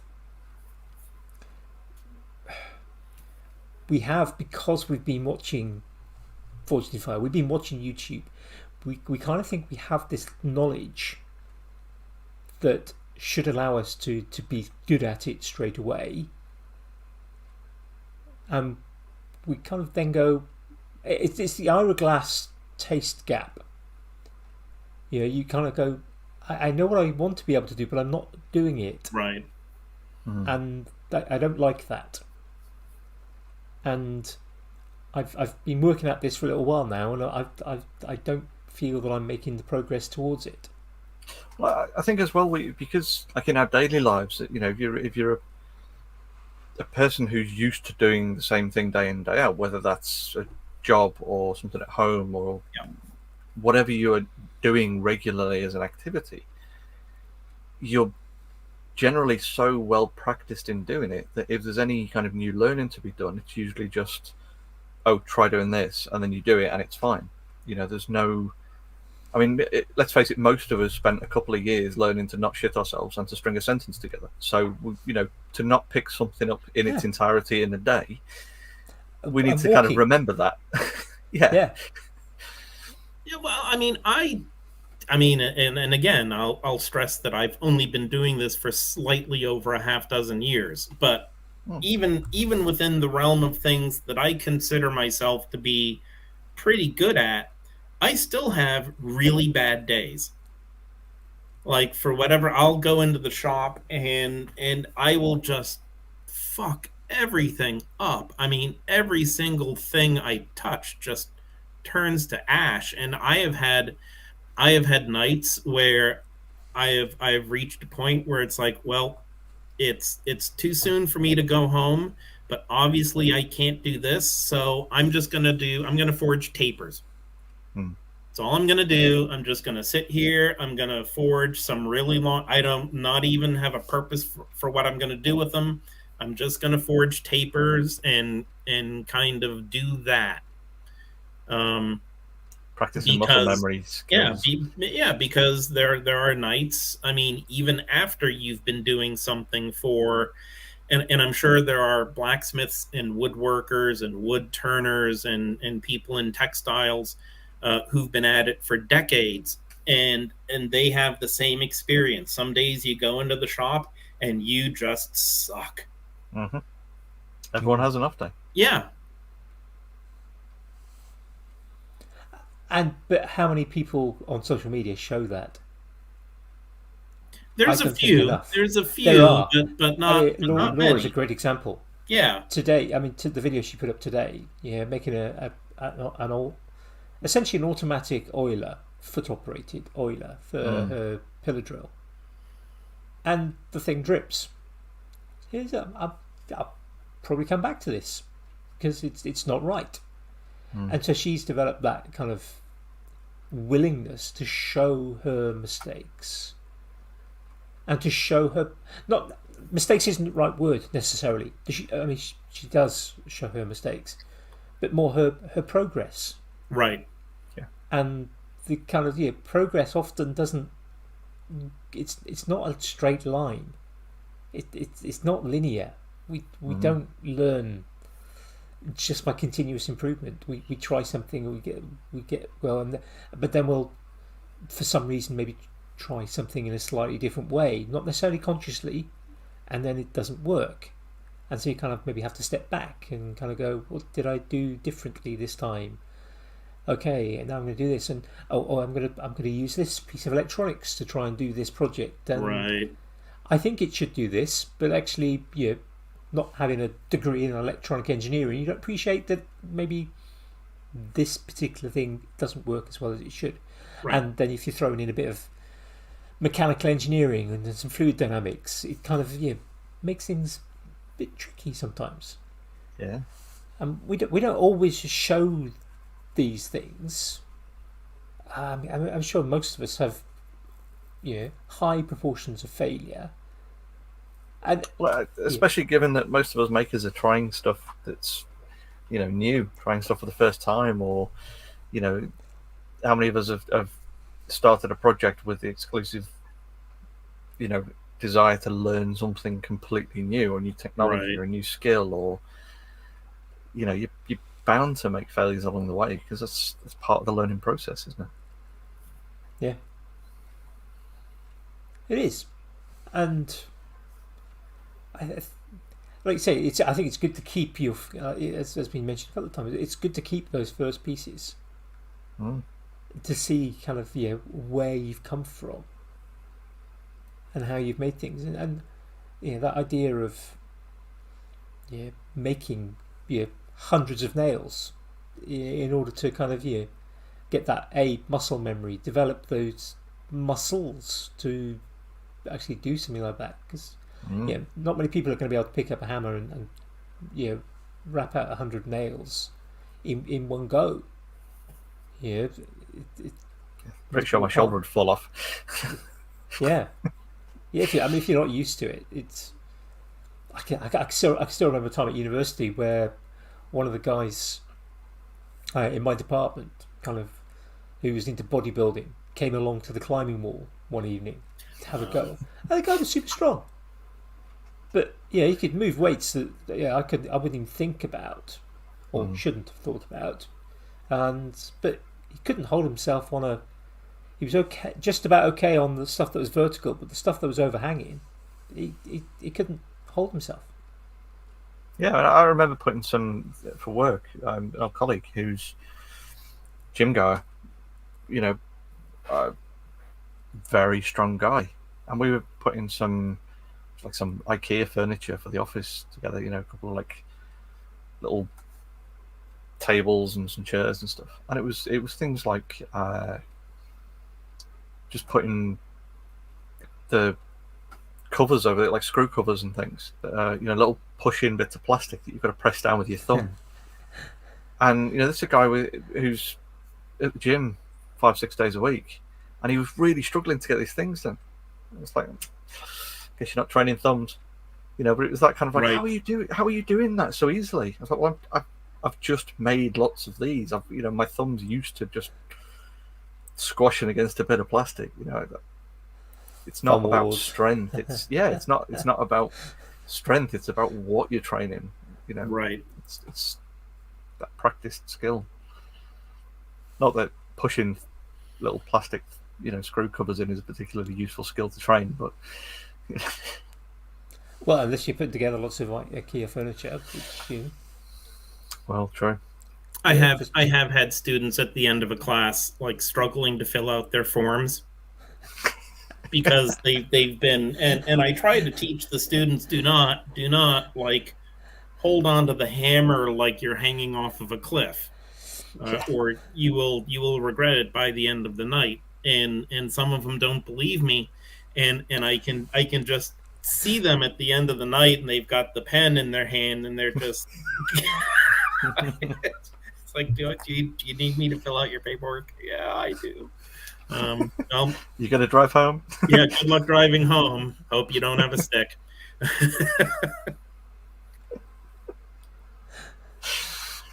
I just noticed, John, that pen that you're using then, I think is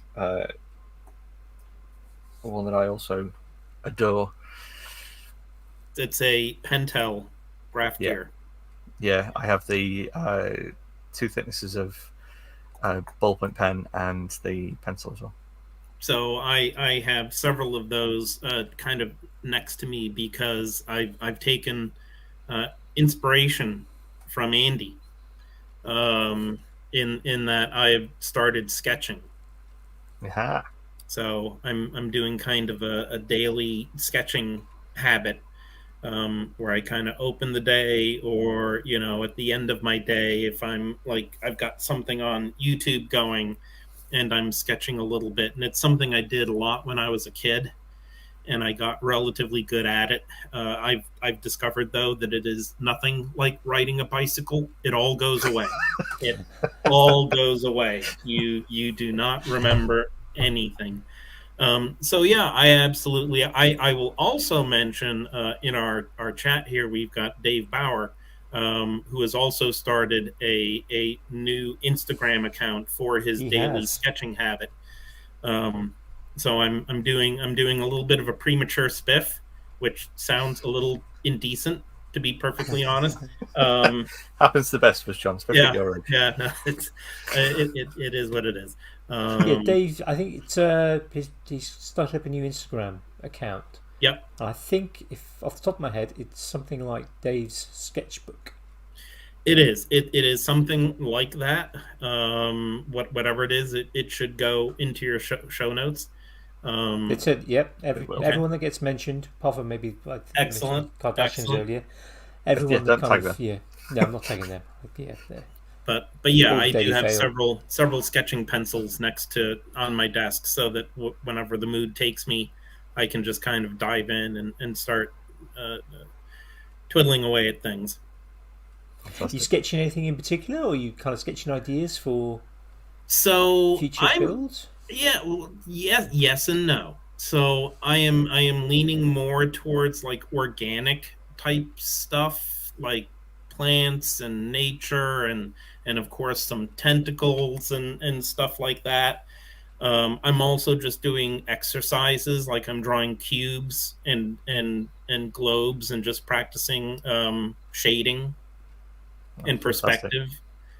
and stuff like that. I would eventually like to start drawing or sketching like pieces of work, because one of the skills I don't have is when someone comes to me and they want something custom, and I describe, this is what I'd like to do, and they're like, yeah, I kind of get what you're saying, but can you draw it out?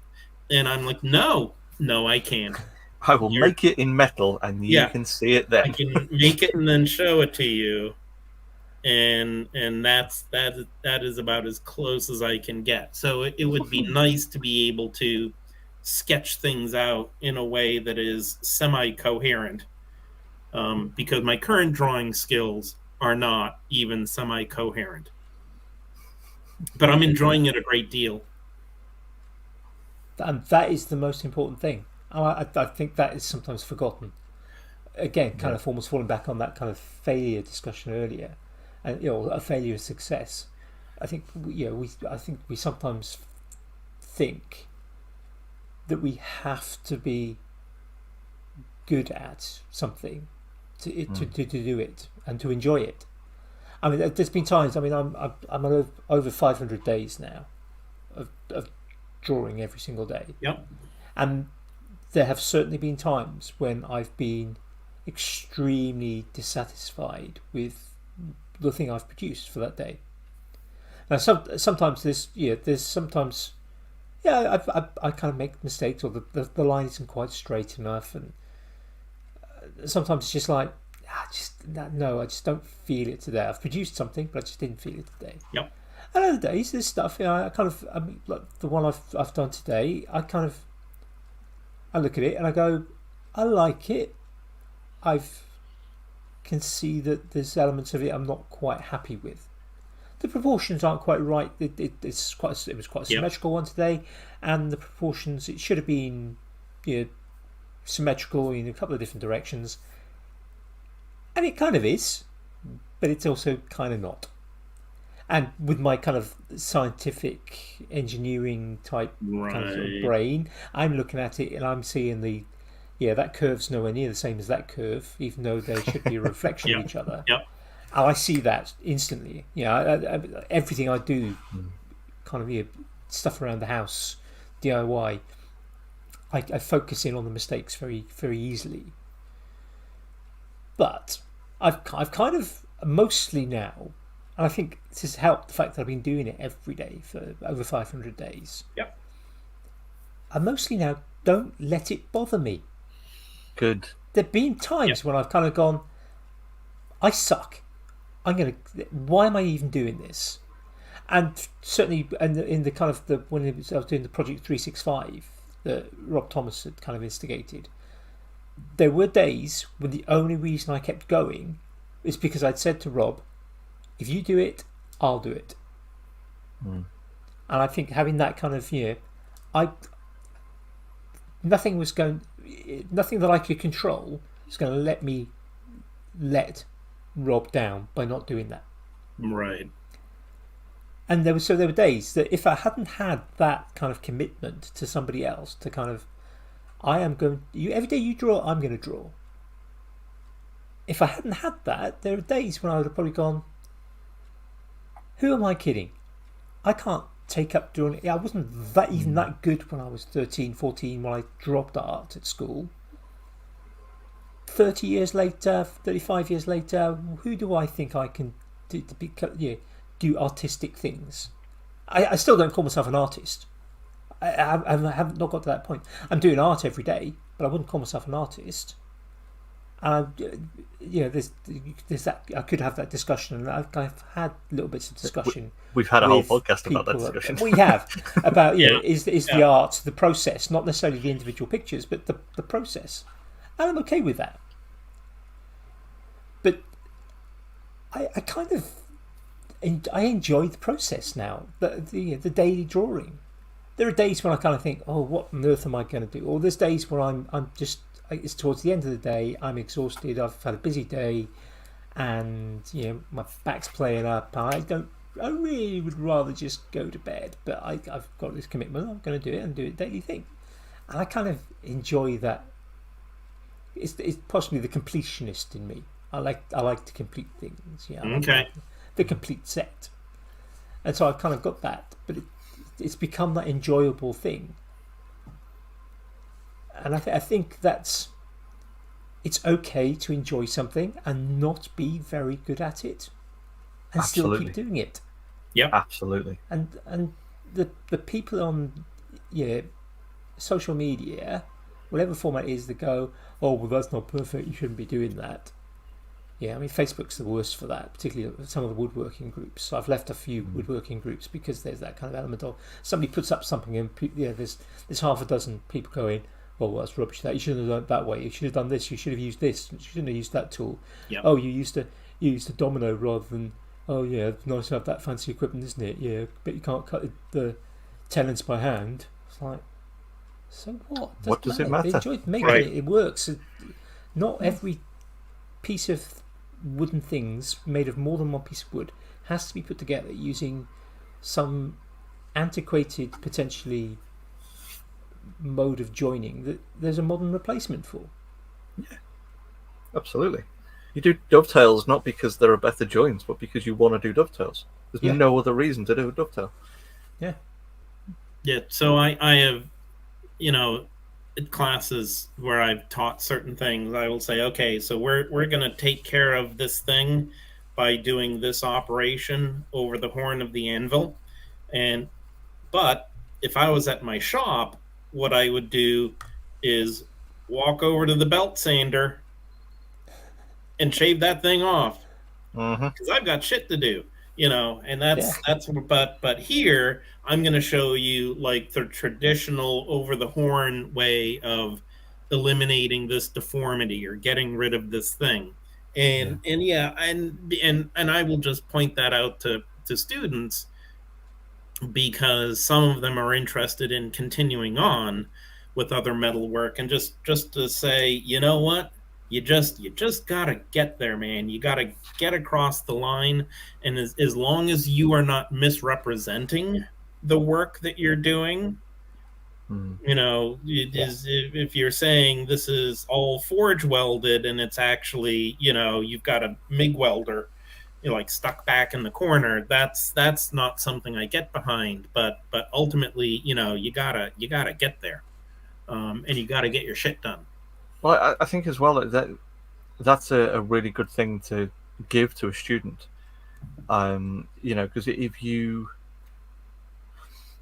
only showed them the way to do it over the horn of the anvil and said this is the way it is done, this is the way you do it, they might not know that there are other options. And if you then can give that to them as like this is a technical blacksmithing rule that I kind of break, that it's not even a rule and you're not even breaking anything, it's just this is the process that I use. I mean, I know we sling shit at Raz all day, but the fact that some of the stuff that Rasmus makes is laser cut but then forged, that's something that wouldn't have traditionally been done several hundred years ago because weirdly they didn't have high-powered metal lasers. But I'm pretty certain if you were to bring a blacksmith from 300 years ago and the dude who created the ship anchor and go, would you like to use these nice fancy time-saving tools that we've got? Yes. Some people say are not traditional tools. Right. Would you like to use a hammer that you can push with your foot and not have to knacker your arm out with? Like you say, that kind of showing them the shortcuts to success, I suppose, showing them that you are allowed to take a different route should you wish to. So my approach to this is basic. I very often like to learn the traditional hand tool way of doing things. It teaches me how the material behaves, like under my hand, how it moves around. And so I like to learn that process, get relatively good at that process before I say I can shave a bunch of time and effort off of this by walking over to the sander Mm-hmm. or the other machine. The other reason why, and I do recommend, that people learn, especially for the most repeated processes, learn the hand tool way of doing it. Is sometimes machines break, Yeah, and absolutely. you've got to get through the work, even when the sander breaks or the power hammer is down. Mm-hmm. Well, as Tom just said, you learn the right way first, and then figure Yeah. out what way works for you. And that's kind of what I do with IT stuff at work and things like that. Is if I'm putting a new process together for something in AutoCAD, for Yep. instance, Yep. it's here's what we're doing, here's how we're doing it, here's why we're doing it, and here's the button that I've created, so you don't have to do all that shit. Yep. It's that kind of understanding the why and the how, and then here's the shortcut. I mean, it's the old trope. I know to drag some IT into it, but the old trope of how you fix anything is turn it off and back on again. Yes. Yep. And it's No, with a that is very true. PC. There is absolute reason for that, and I get that. If I'm fixing someone's machine at work, I get the oh, I've just turned it off and on again. Oh yeah, well done IT. And it's like, well, no, there is actual merit in that. It's like, I can, if you wish me to, kick you off your machine for half an hour while I go through and Right. individually check which process has failed. Go through, manually figure out exactly what's gone wrong and reboot that one service or that one back end process, or Yep. or you just hit reboot, go and make yourself a quick brew, and then your PC's back to normal by the time you've come back to your desk. It's my time and your time are both costing the company money. If I can Right. if I can fix it by you clicking the reboot button and it's back up and running in 3 minutes, or you can't do any work for half an hour and I can't do anything else for half an hour. Right. Right. I will also point out that one of the reasons why I try to learn like the hand process, the traditional process, is because I enjoy blacksmithing. It's fun. It's like I want to learn, and I think so one time I brought one of my tentacle bottle openers to work, and my boss looked at it and he was like, "Oh my god, this is really impressive." I was like, "Thank you." And then he says, "You could probably like send this over to China, and they could figure out a way to make like a bunch of these that look like they're blacksmith, and you could."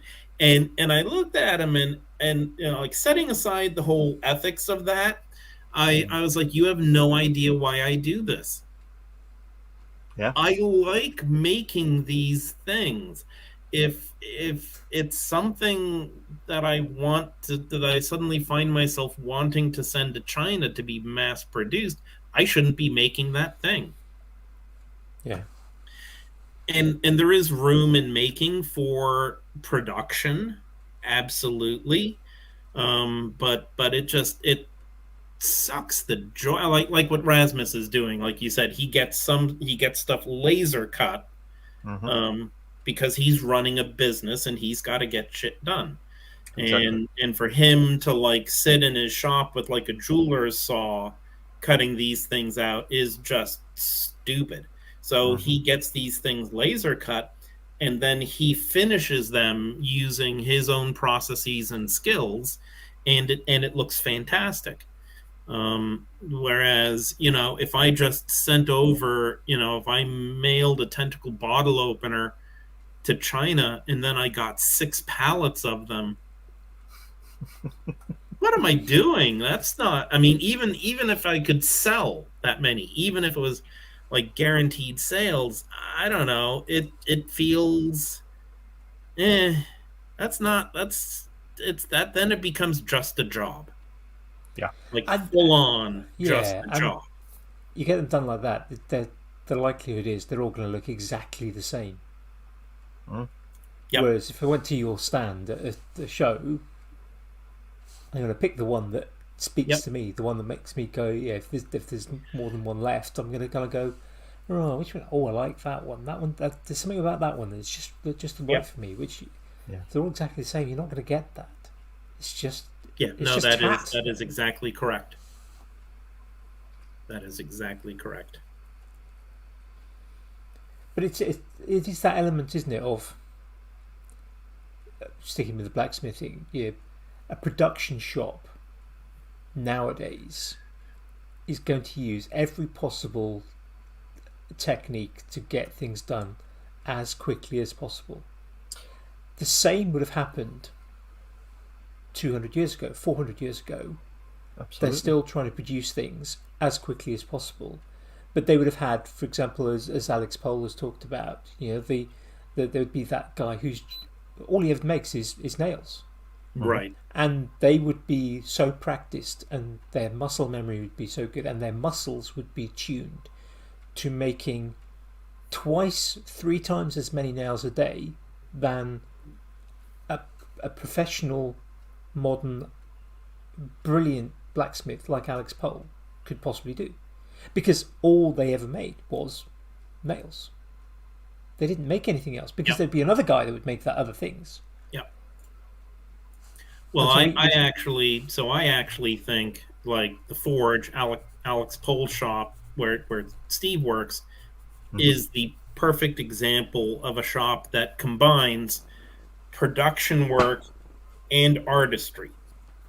Yeah. Because some of the stuff they do, like I think their pans are now done for them, and they come in. I don't know that for sure, so if I'm wrong about that, The actual of the pan body is spun, Yep. but then Yep. the handles and the riveting, attaching, and everything else is still all done in house. Yep. It's just the actual the spun base. But I mean, that's exactly it. Because I was going to lead into exactly the same thing, John, of them being a perfect example of that, because they've got those like fuck around Friday that they have where Yep. they'll all have a play at making something, and then that process gets refined and turned into a production process. So Yep. it's making specific custom tooling to make them repeatable or easier to produce or quicker to produce. Yep. But it still has that same aesthetic, and it's still being produced by all the same people. It's just that they're doing the efficiency cost benefit analysis of, let's invest some money in some tooling here, and then we can, if we're making 200 of these or 2,000 of these, Yep. we can make them for better profit margin, which is what business is all about. And, you and what have to. has You can't- always happened. Yeah, you have to. You can't like run a business making two of something per day. Exactly. Unless they're very big, very unless you're expensive able to sale sell items. those two things for like $8,000 each. Yeah. If you can do that, that's great. But I can't do that, so I can't make two things a day and expect to be profitable. Especially if you're making a pair of chopsticks. Yes, exactly. which is my biggest seller right now. Mm-hmm. Yeah, I mean, talking of that, so you've sold your tentacle bottle openers, you're selling your chopsticks. Yep. Is that ability to sell things? Because you said you started blacksmithing essentially as not thinking about it, but essentially as a form of therapy. Yes. And you're now you have a good sized shop of your own. Yes. And you're producing stuff to sell. So is there an element of that production because you want to sell? You want to be a not necessarily a full-time production smith, but you want to be somebody who sells. Yep. Or is it something you do kind of, well, I've got this shop, I need to sell stuff in order to keep the shop going? It's a little of both. It is I like having my stuff out in the world. So there is that, but there is also the reality that I've got a shop that has rent and insurance and a bunch of other things, and it needs to be supported. And I do have a day job, so I do have other work, but at the same time, it is the shop is of a size, and this is entirely my fault, but the shop is of a size where it can't be like something I just don't work on. Yeah. So it has, to some degree, it needs to support itself. Yeah, of course. So I'm kind of in a blended. So whereas you have people like in the blacksmithing world, Rasmus, who that is his job. He doesn't have a day job. He just makes stuff and sells it. And if he doesn't do that, he doesn't have money. Same thing with Alex Pohl. He's running a business. Whereas I'm kind of, so you have the person where that's their job. They have to do it. You have someone on the other end who is a pure hobbyist.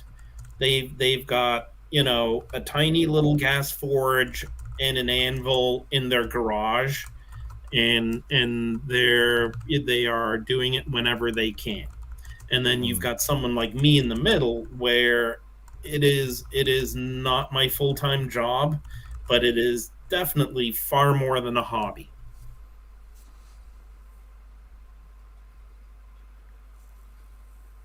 Yeah, I think it's. I mean, Christopher Dwyer in the chat has said, it's like the different forms of the maker movement. The kind of hobbyists versus professionals, and like so much in this kind of movement. Like the arts that we talked about at the group chat a while ago.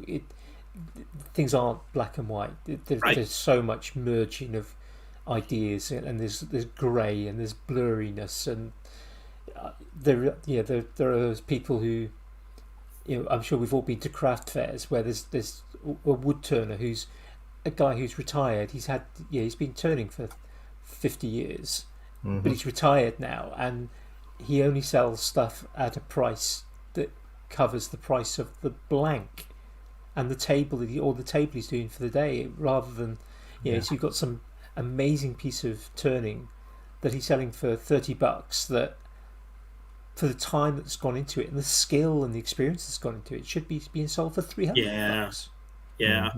Which of course is not helping those people who are like Rasmus, who are trying to make a living from selling something, and that becomes so much harder, because you've got this kind of hobbyist who's selling, but only just because it's a nice day out, and all these people come along and tell me how great my stuff is, and they take some of it away and give me money that I can then go and buy some more for. And it's just like self-sustaining, because they're doing it in their garage, and they're not renting a shop.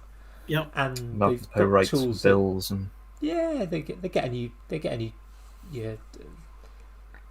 a new chisel or a skew or something for their Christmas present and their birthday present, because the people that are close to them know that look on their Amazon wish list, and just buy the kind of the next chisel that they want that's going to get worn out, because the other one's literally gone from a foot long 20 years ago to it's 4 inches of blade left now. I met a blacksmith up in northern Vermont last year, by the name of Frank Latham, and don't bother Googling him. But I went up to his shop because, like, my buddy up there was like, oh yeah, I'm on the volunteer fire force with Frank. Let's head over to his shop. And it was a shop attached to his house, and as it had been for decades, and his work was off the charts. Just an amazing blacksmith, in his, I'm going to guess, late 60s, early 70s. And I looked at the guy, and I was like, this is fucking incredible. I was like, are you on Instagram? And he looks at me, and he was like, fuck that, I've never owned a computer.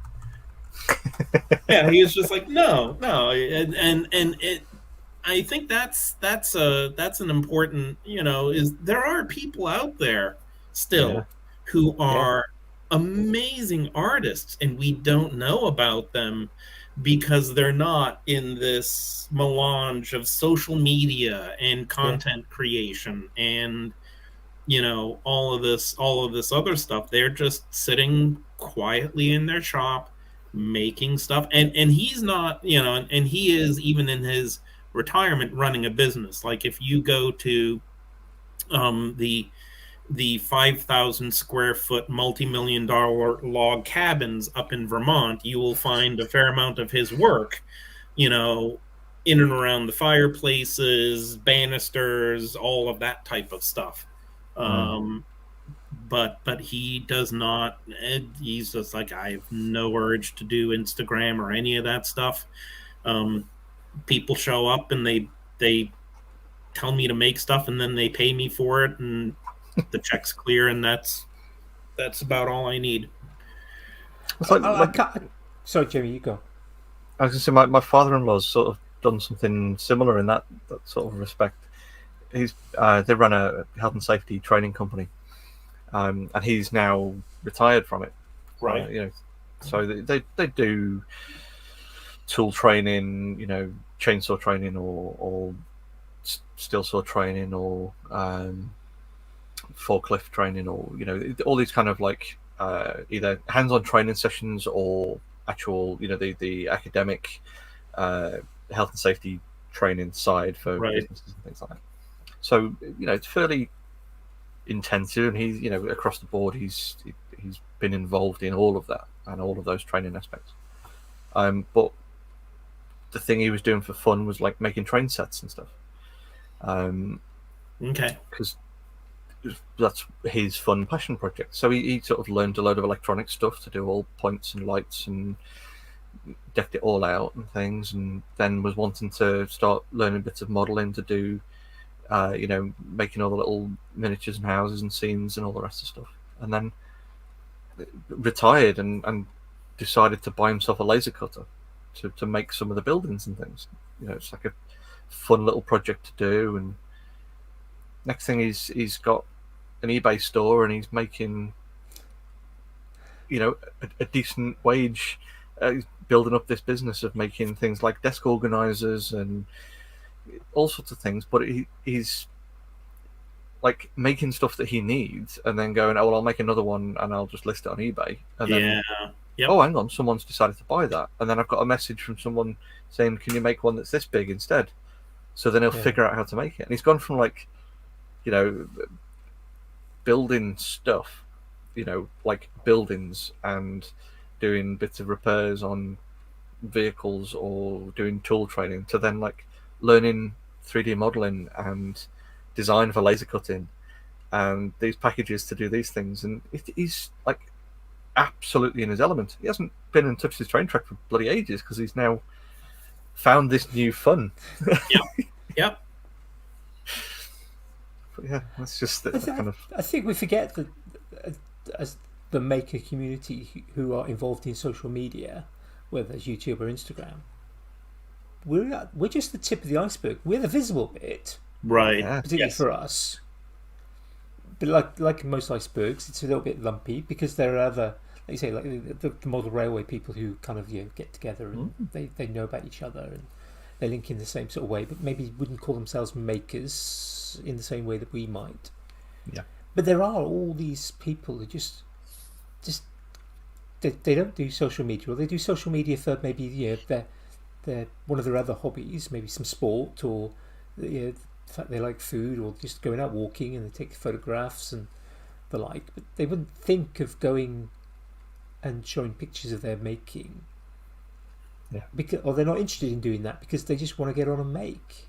And I think this one, I mentioned him earlier. My brother-in-law is. I've mentioned before. He's a fantastic engineer. He's a natural engineer.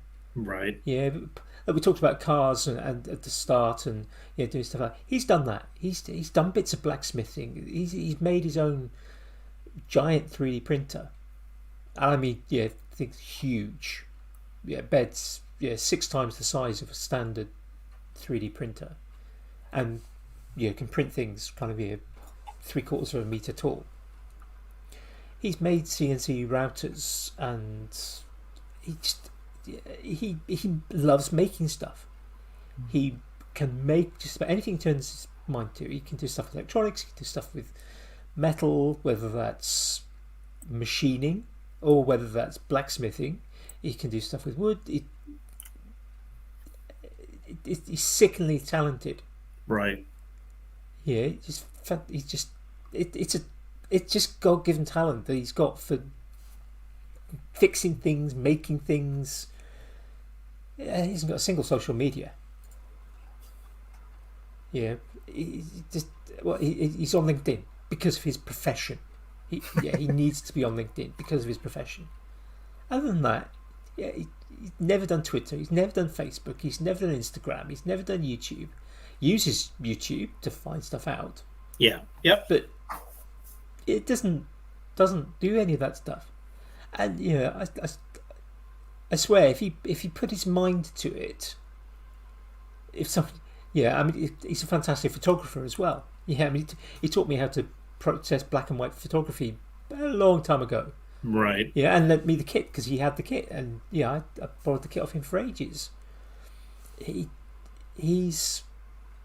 he put his mind to it and went on YouTube, and showed the stuff and had over the years, the last 10 years, showed the stuff he's made. And I've known him for over 30 years now. But if he just did the stuff from the last 10 years and shared it on YouTube, he would have hundreds of thousands, if not millions, of subscribers. But he doesn't do that. And I've no doubt that there are hundreds of other people like him in the UK, maybe thousands, who produce amazing stuff but would never dream of sharing that beyond maybe the guy who next door pokes his head round the garage and goes, "Oh, what are you doing today, mate?" Yeah, and kind of wanders in. And a bit of me kind of thinks that's fantastic. There's another bit of me kind of very frustrated that actually there are people who I'd love to see more work of some of these people. In fact, it's kind of I've got this project in mind to actually kind of try and speak to this. There are people in the village. I mentioned last week that I discovered a 3D printing guy in the village who's doing film props. Yeah, he's got this, I would call it bibliography. It's filmography that he's been involved in. It's got some really big films in it. Yeah, like Marvel. Yeah, he's got props in at least 2, if not 3 Marvel films, possibly more. Just the ones I can remember off the top of my head. But there's also a guy whose house I walk past every day, who I'd bump into every now and again when he's sorting things out of his garage, he's in his early 80s. He's been making model aircraft since he was a preteen. Before he was even a teenager, he's been making model aircraft. And the number of times where we've had conversations like for an hour. I'm walking the dog, and my wife will go, "Where have you been? Have you had such a long walk?" I said, "No, I've only done my normal 25 to 30-minute walk around the village, but I've spent an hour talking to Brian." And just kind of learning stuff. And it's kind of the knowledge that guy has about model aircraft from 70 years ago to the modern day. And it's not like he stayed in the stuff from 70 years ago. He's got top-notch kit. He'll put 4 or 5 different aircraft into the boot of his car to go off on a Sunday morning to fly if the weather's right. And he's got all the latest kind of stuff, the latest kind of transponders and the like. And it's just like, there you go. "Oh, I've got some friends who are into drones." You say, "Yeah, I tried that. I wasn't that fussed about drones." We've got a couple of members of the club who kind of really into drones, but I prefer planes personally. And it's like, just think how much knowledge has that guy got about that. And in some ways it's fantastic that exists. and I'm sure I know that he has shared that knowledge to other members of the club that he's in and has been in. He's lived in the village for, I think, something like 40 or 50 years. So yeah, he's been a member of that club for however long. But yeah, how much more could it have been shared? But does it need to be shared? In some ways, yes. Yeah. Because it's like the blacksmithing. Blacksmithing's having a bit of resurgence now because of the likes of Forged in Fire. But right, as an industry, it could easily have disappeared completely. Yes. Yep. Yeah. Yeah, even a farrier is probably the kind of closest thing to the industry that perhaps wouldn't die out. But production shoes made on machines, but they still have to be fitted to the horse. Yeah. A different set of skills, a unique set of skills for a farrier. But it's kind of like the element of, well, should everything be shared? Are there enough people sharing the information that's out there? I mean, these are just rhetorical questions. They're probably ones for much extended debate, perhaps. So my feeling on this is, so it is somewhat frustrating that you have these people out there who are so talented and they're not out there like showing their work off, letting people outside of their village or their neighborhood appreciate the work. So that is frustrating. At the same time, there is a certain joy in discovering that person. Yeah. Like walking into Frank's blacksmithing shop and just looking around like, oh my God, this is amazing. And it's a special thrill to like find that guy who's tucked away in a town of 600 people in northern Vermont who is just doing off the charts good work. But the only people who know about him are his customers and other blacksmiths in northern Vermont. Mm-hmm. Yeah. And if you're lucky, you can like go on to Instagram or Pinterest and search that person's name as a hashtag and come up with like one or two like little bits and pieces that somebody else has posted. But yeah. I don't know. I think it's almost kind of nice that some of this stuff stays hidden and is discoverable, and you have that thrill because Frank's not on Instagram. You know what? Other people are filling the gap. It's fine. Yes. True. But do you not think that there is a responsibility in an age where people can grow these kind of platforms and get that artwork or that demonstrable craft out into the open world for more people to get joy and pleasure out of it? Do you not think there is a responsibility for either him or his customers to do that? If you buy something from him and have social media, you should put that out there and sort of add the hashtags in and stuff to get more eyes onto it, maybe. Yeah, I don't know. No, not necessarily. I mean, I would, because but I think a lot of like his customers, they're just that, they're customers, and maybe they are posting it, but they're not doing the hashtags because they're not, so. Yeah, it's form versus function, I suppose. Yeah. I don't know. Like I said, I think it's nice to have some stuff out there in the maker world, in the craft world that has yet to be discovered, and you can be that special person who walks into a shop and be like, "Holy shit, this is amazing." Yeah, I think I agree with that. I think there is. I think it's good. I think it's actually really good that there are people who love to make but don't feel a need to prove that they love to make by using social media. Yep. Yeah. But I do sometimes fear that maybe some crafts or some skills may get lost where there are so few people doing something. I guess we see that in kind of... There's a couple of videos out and about showing scissor making in Sheffield. Yeah.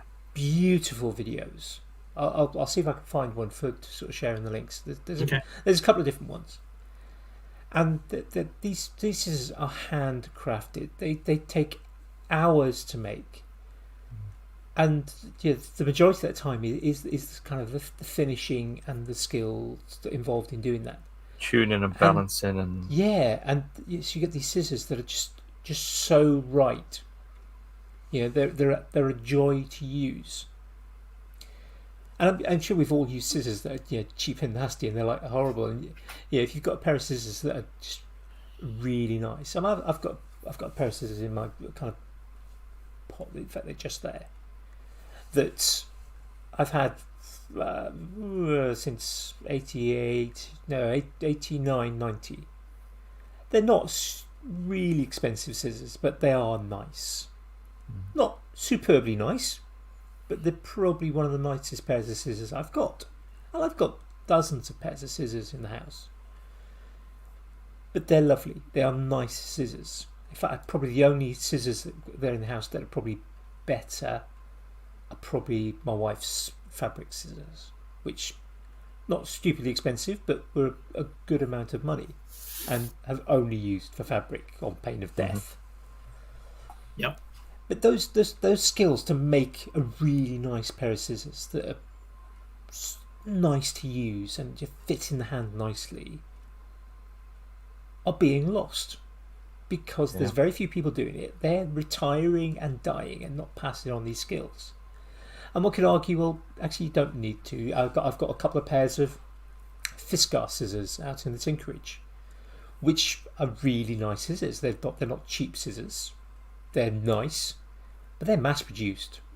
Every single pair of Fiskar scissors feels the same, and not because there's some guy who's been doing it for 60 years, who knows exactly how to ease a hinge or ease the edge using kind of strops that are 60 years old as well, but because they are produced on superbly expensive, superbly made German engineering, Japanese engineering at its best.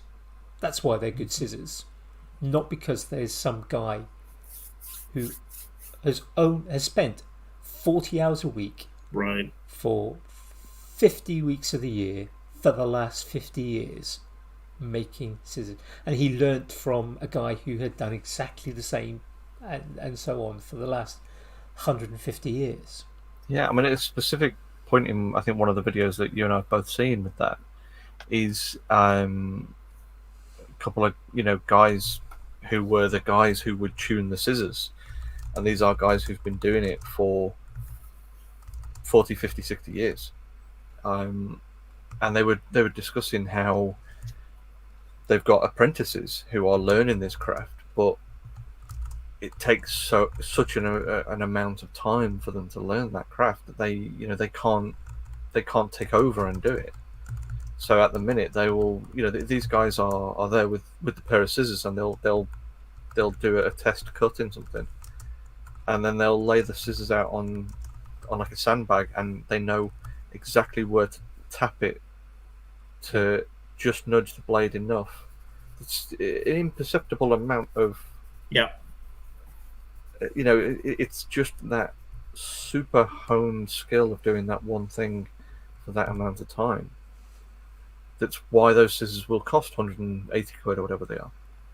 But they'll be the last pair of scissors you'll ever need to buy, because they will outlast everything for generations. Right.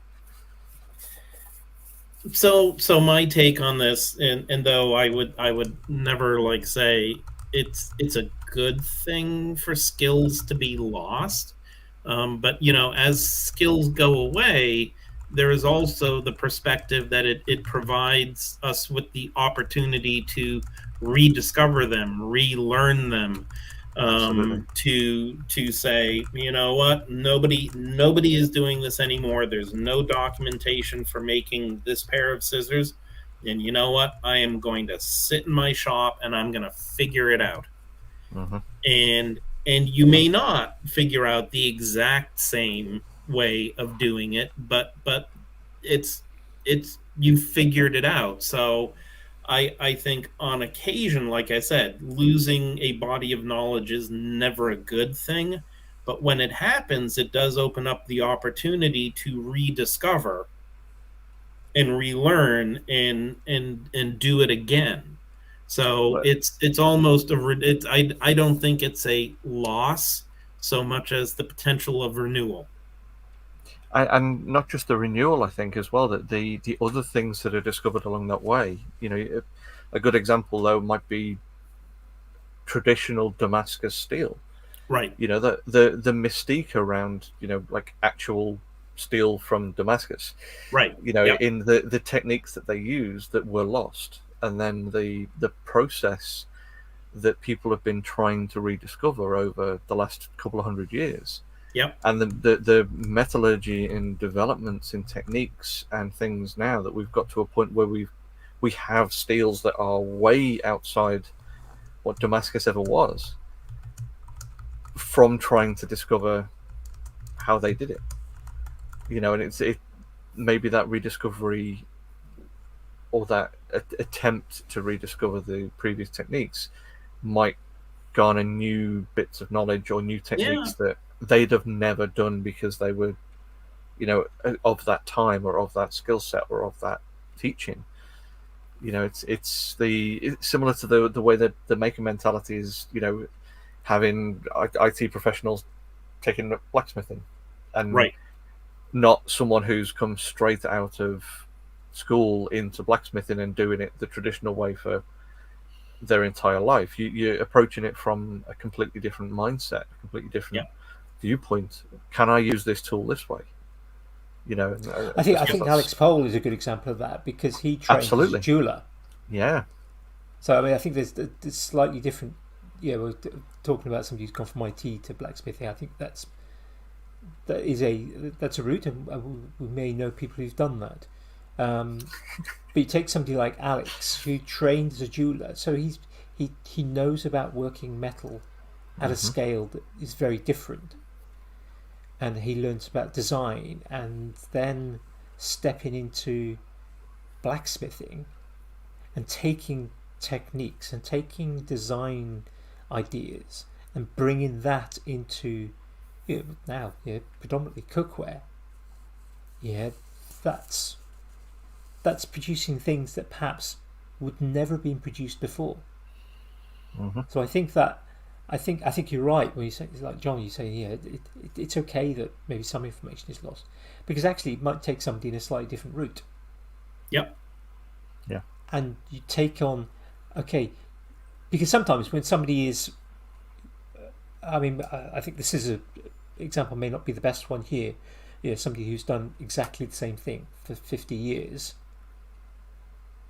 making something in that particular way. There's that market essentially for the traditional scissors at £200 a pair, depending on the size, and there is that market for that exquisite level of manufacture. I remember talking to a barber once. The price they were paying, like £250, £300 or more for a pair of barbering scissors. And some of them are amazing pieces of engineering. But if you've got somebody who's done that particular thing, they know that thing so well, they can tap that pair of scissors on that sandbag, and get that indiscernible change to anyone else, but it just makes that pair of scissors that so much better. But I think somebody else who's maybe done a little bit of that and a little bit of this and a little bit of that, who's kind of comes in and goes, yeah, but what if we used a power hammer for this? That could make such a difference, and Right. it may not work at all, but it may, of course, produce something that's like so much better, but wouldn't have been considered by someone who's, oh no, this is the way we do it. This is the way it's been done for 200 years. Right. It's the way we've got to carry on doing it.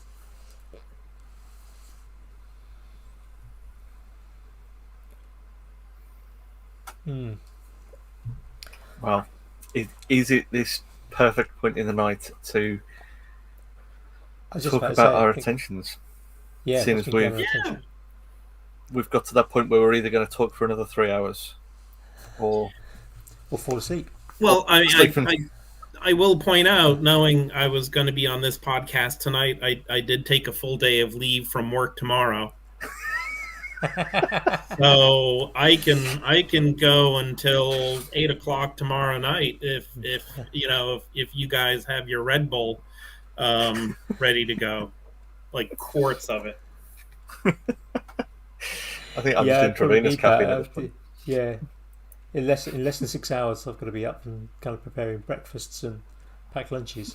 Okay, so I guess that's a no. This time, yeah. This time, next time, John. We'll wait till the summer. We'll get you back on the summer break. Okay. And, maybe we can go a bit longer. Where I haven't got to get up and pack lunches. Yeah, I do have to keep in mind. For me, it is 7:30 p.m. in the evening. For you, it is considerably later. You're half midnight. Yeah. Okay. Yeah. Yeah. So, John. Well, so. As I usually do, sort of our attention grabbers are about the things that we've been maybe working on, maybe things we're thinking towards working on, maybe it's things we've watched, maybe it's books we've read. It can be anything that's been grabbing our attention. Okay. It's our rip-off version of the spiffing. Okay. Yeah, I love how the spin-off podcasts from Fools with Tools are all trying to find their own way of saying spiffing without saying spiffing. We generally have slightly more success on here by not saying spiffing than the chaps over at 2/3 Focused. Yeah, they're going to have to start paying royalty fees. Yeah. No, I've already filed a copyright notice for the boys, so Red and Rasmus and Jan will be getting that shortly. It's going to be really awkward the next time I see them, though.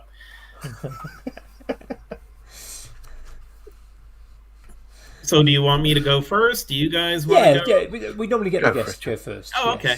So I actually picked out, so this is both making, and it also kind of harkens back to what I did before I started blacksmithing, so books. And this is, so I have two artists.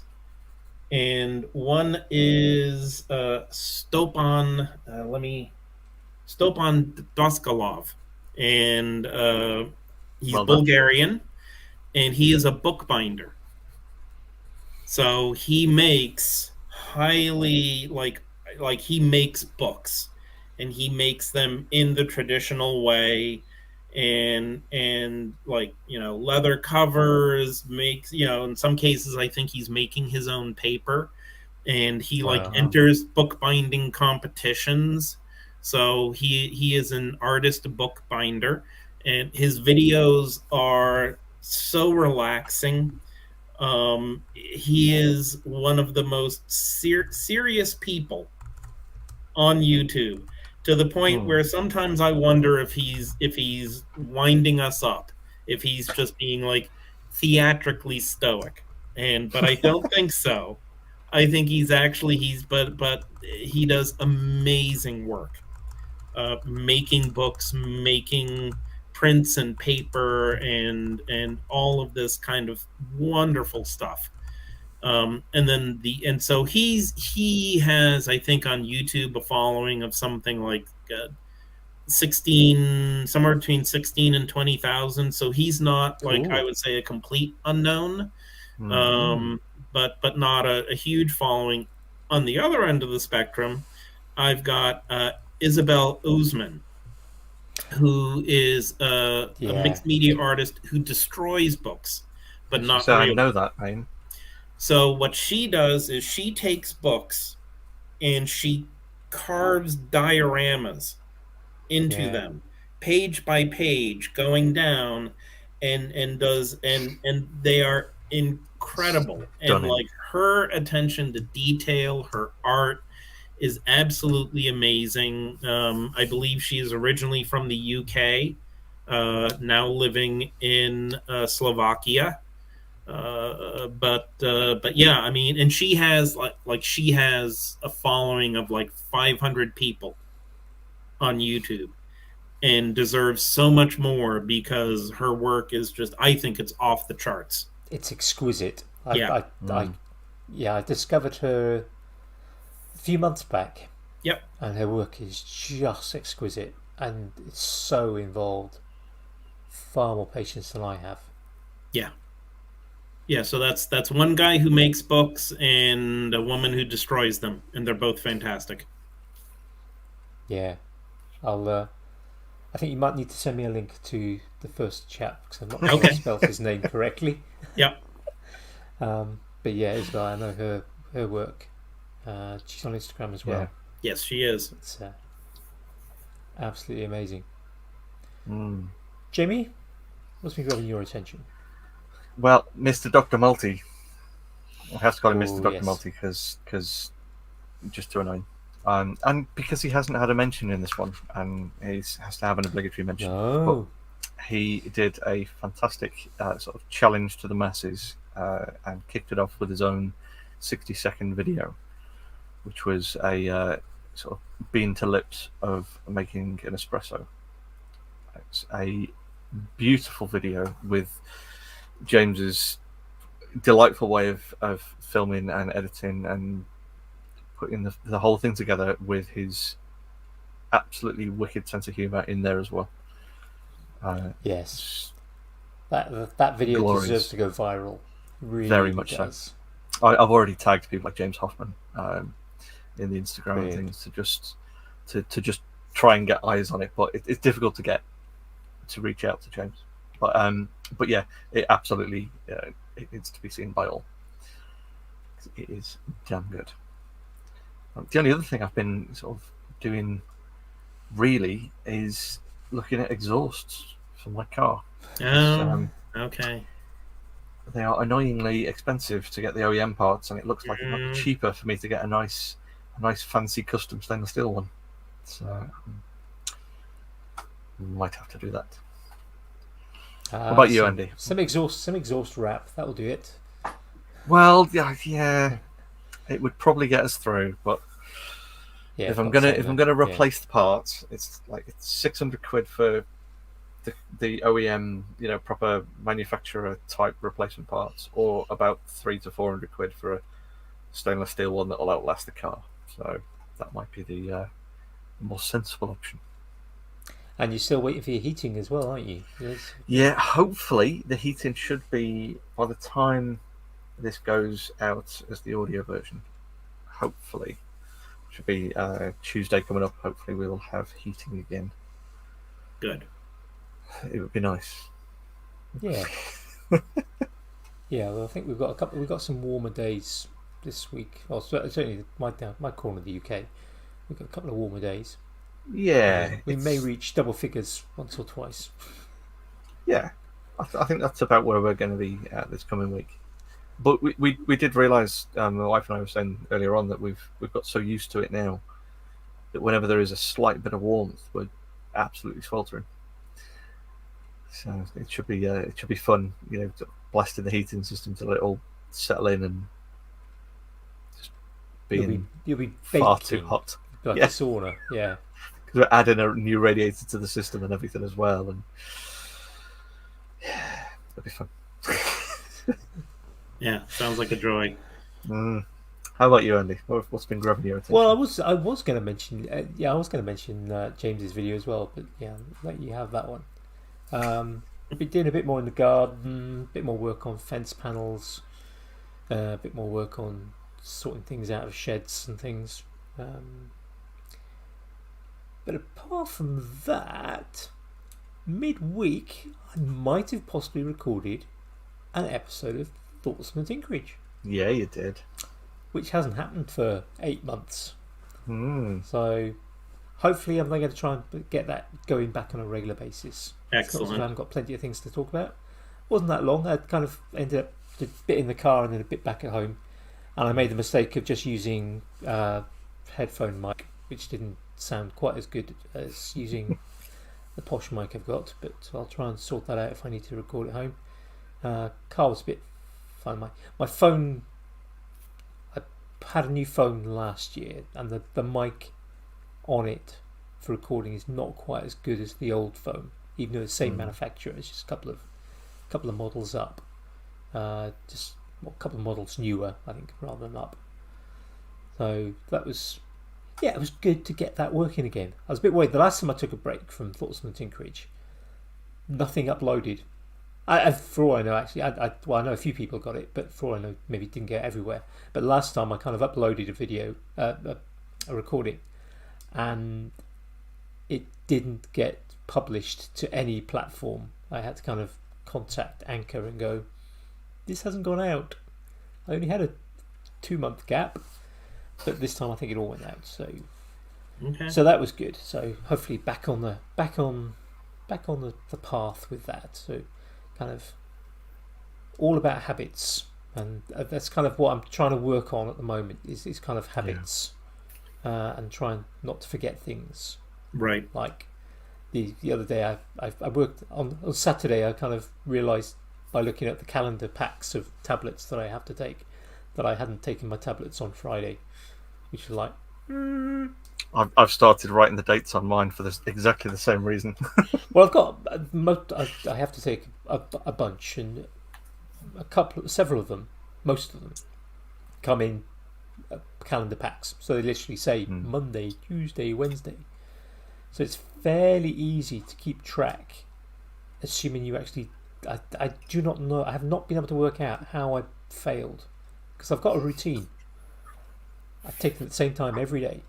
Shit, Somehow, getting old, isn't it? Yeah, I think that might be something to do with it. Yeah, it does. Yeah. So I'm working on habits. I'm going to talk more about habits in Thoughts on Tinkerage at some point, because they're powerful things, but I've got things in place to try and improve that. So hopefully not forget again. So yeah, that's hectic week with kind of life and family and stuff, but that's kind of every week, so nothing new there. So I might even try and do a 1-minute video. Hey, Not promising anything. Yeah, Okay. not promising anything, but you never know. I did have a think if there was anything I could contribute to the challenge, but I haven't come up with anything as yet. I might just cheat and kind of record my dog snoring for a minute. Still a 1-minute video. Might go It viral. would be adorable. Yeah, as long as the postman doesn't knock on the door at the same time.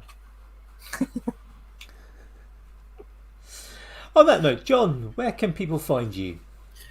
Well, on Instagram, I am John D Harvey. On YouTube, I believe if you search JDH Metalcraft, it'll come up pretty quickly. It does.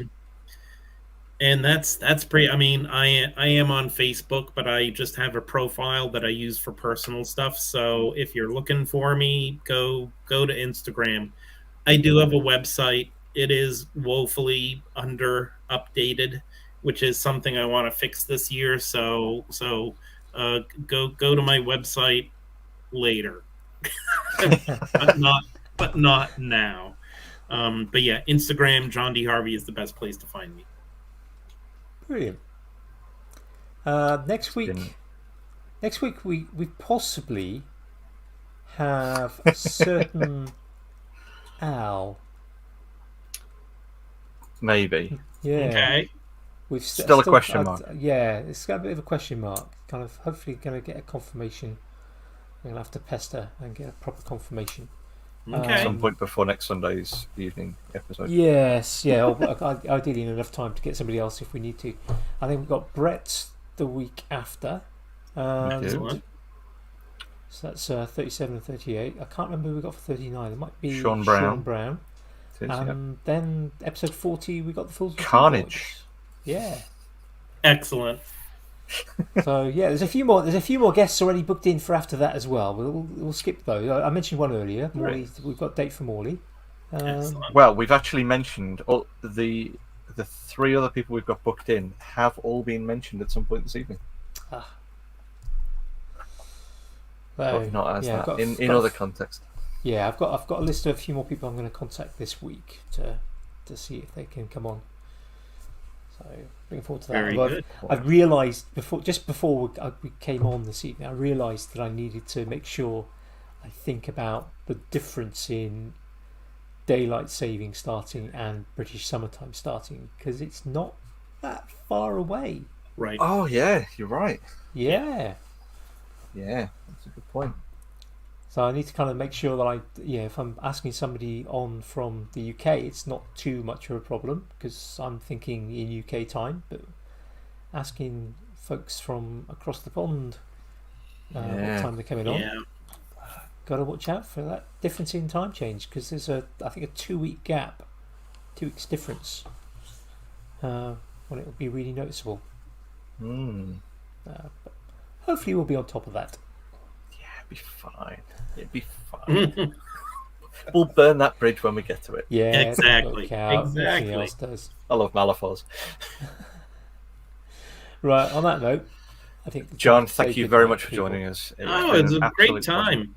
Yeah, no, I love being on the show. I appreciate everything that you guys are doing. I love coming, when you do your shows, coming on the live stream and giving both Steve and Rasmus shit as much as I can. It is a highlight. But yeah, no, thanks for having me on. It was great fun. It's a pleasure. Thank you. As we've said so many times now, for us, this is just a great opportunity to talk to our friends. Yep. Yeah, sure. Absolutely. That's why it's going to just keep on going on, because we have plenty to get through. Yeah. Right, I'm going to hit the button. Right, good night, folks. Cheers. Bye.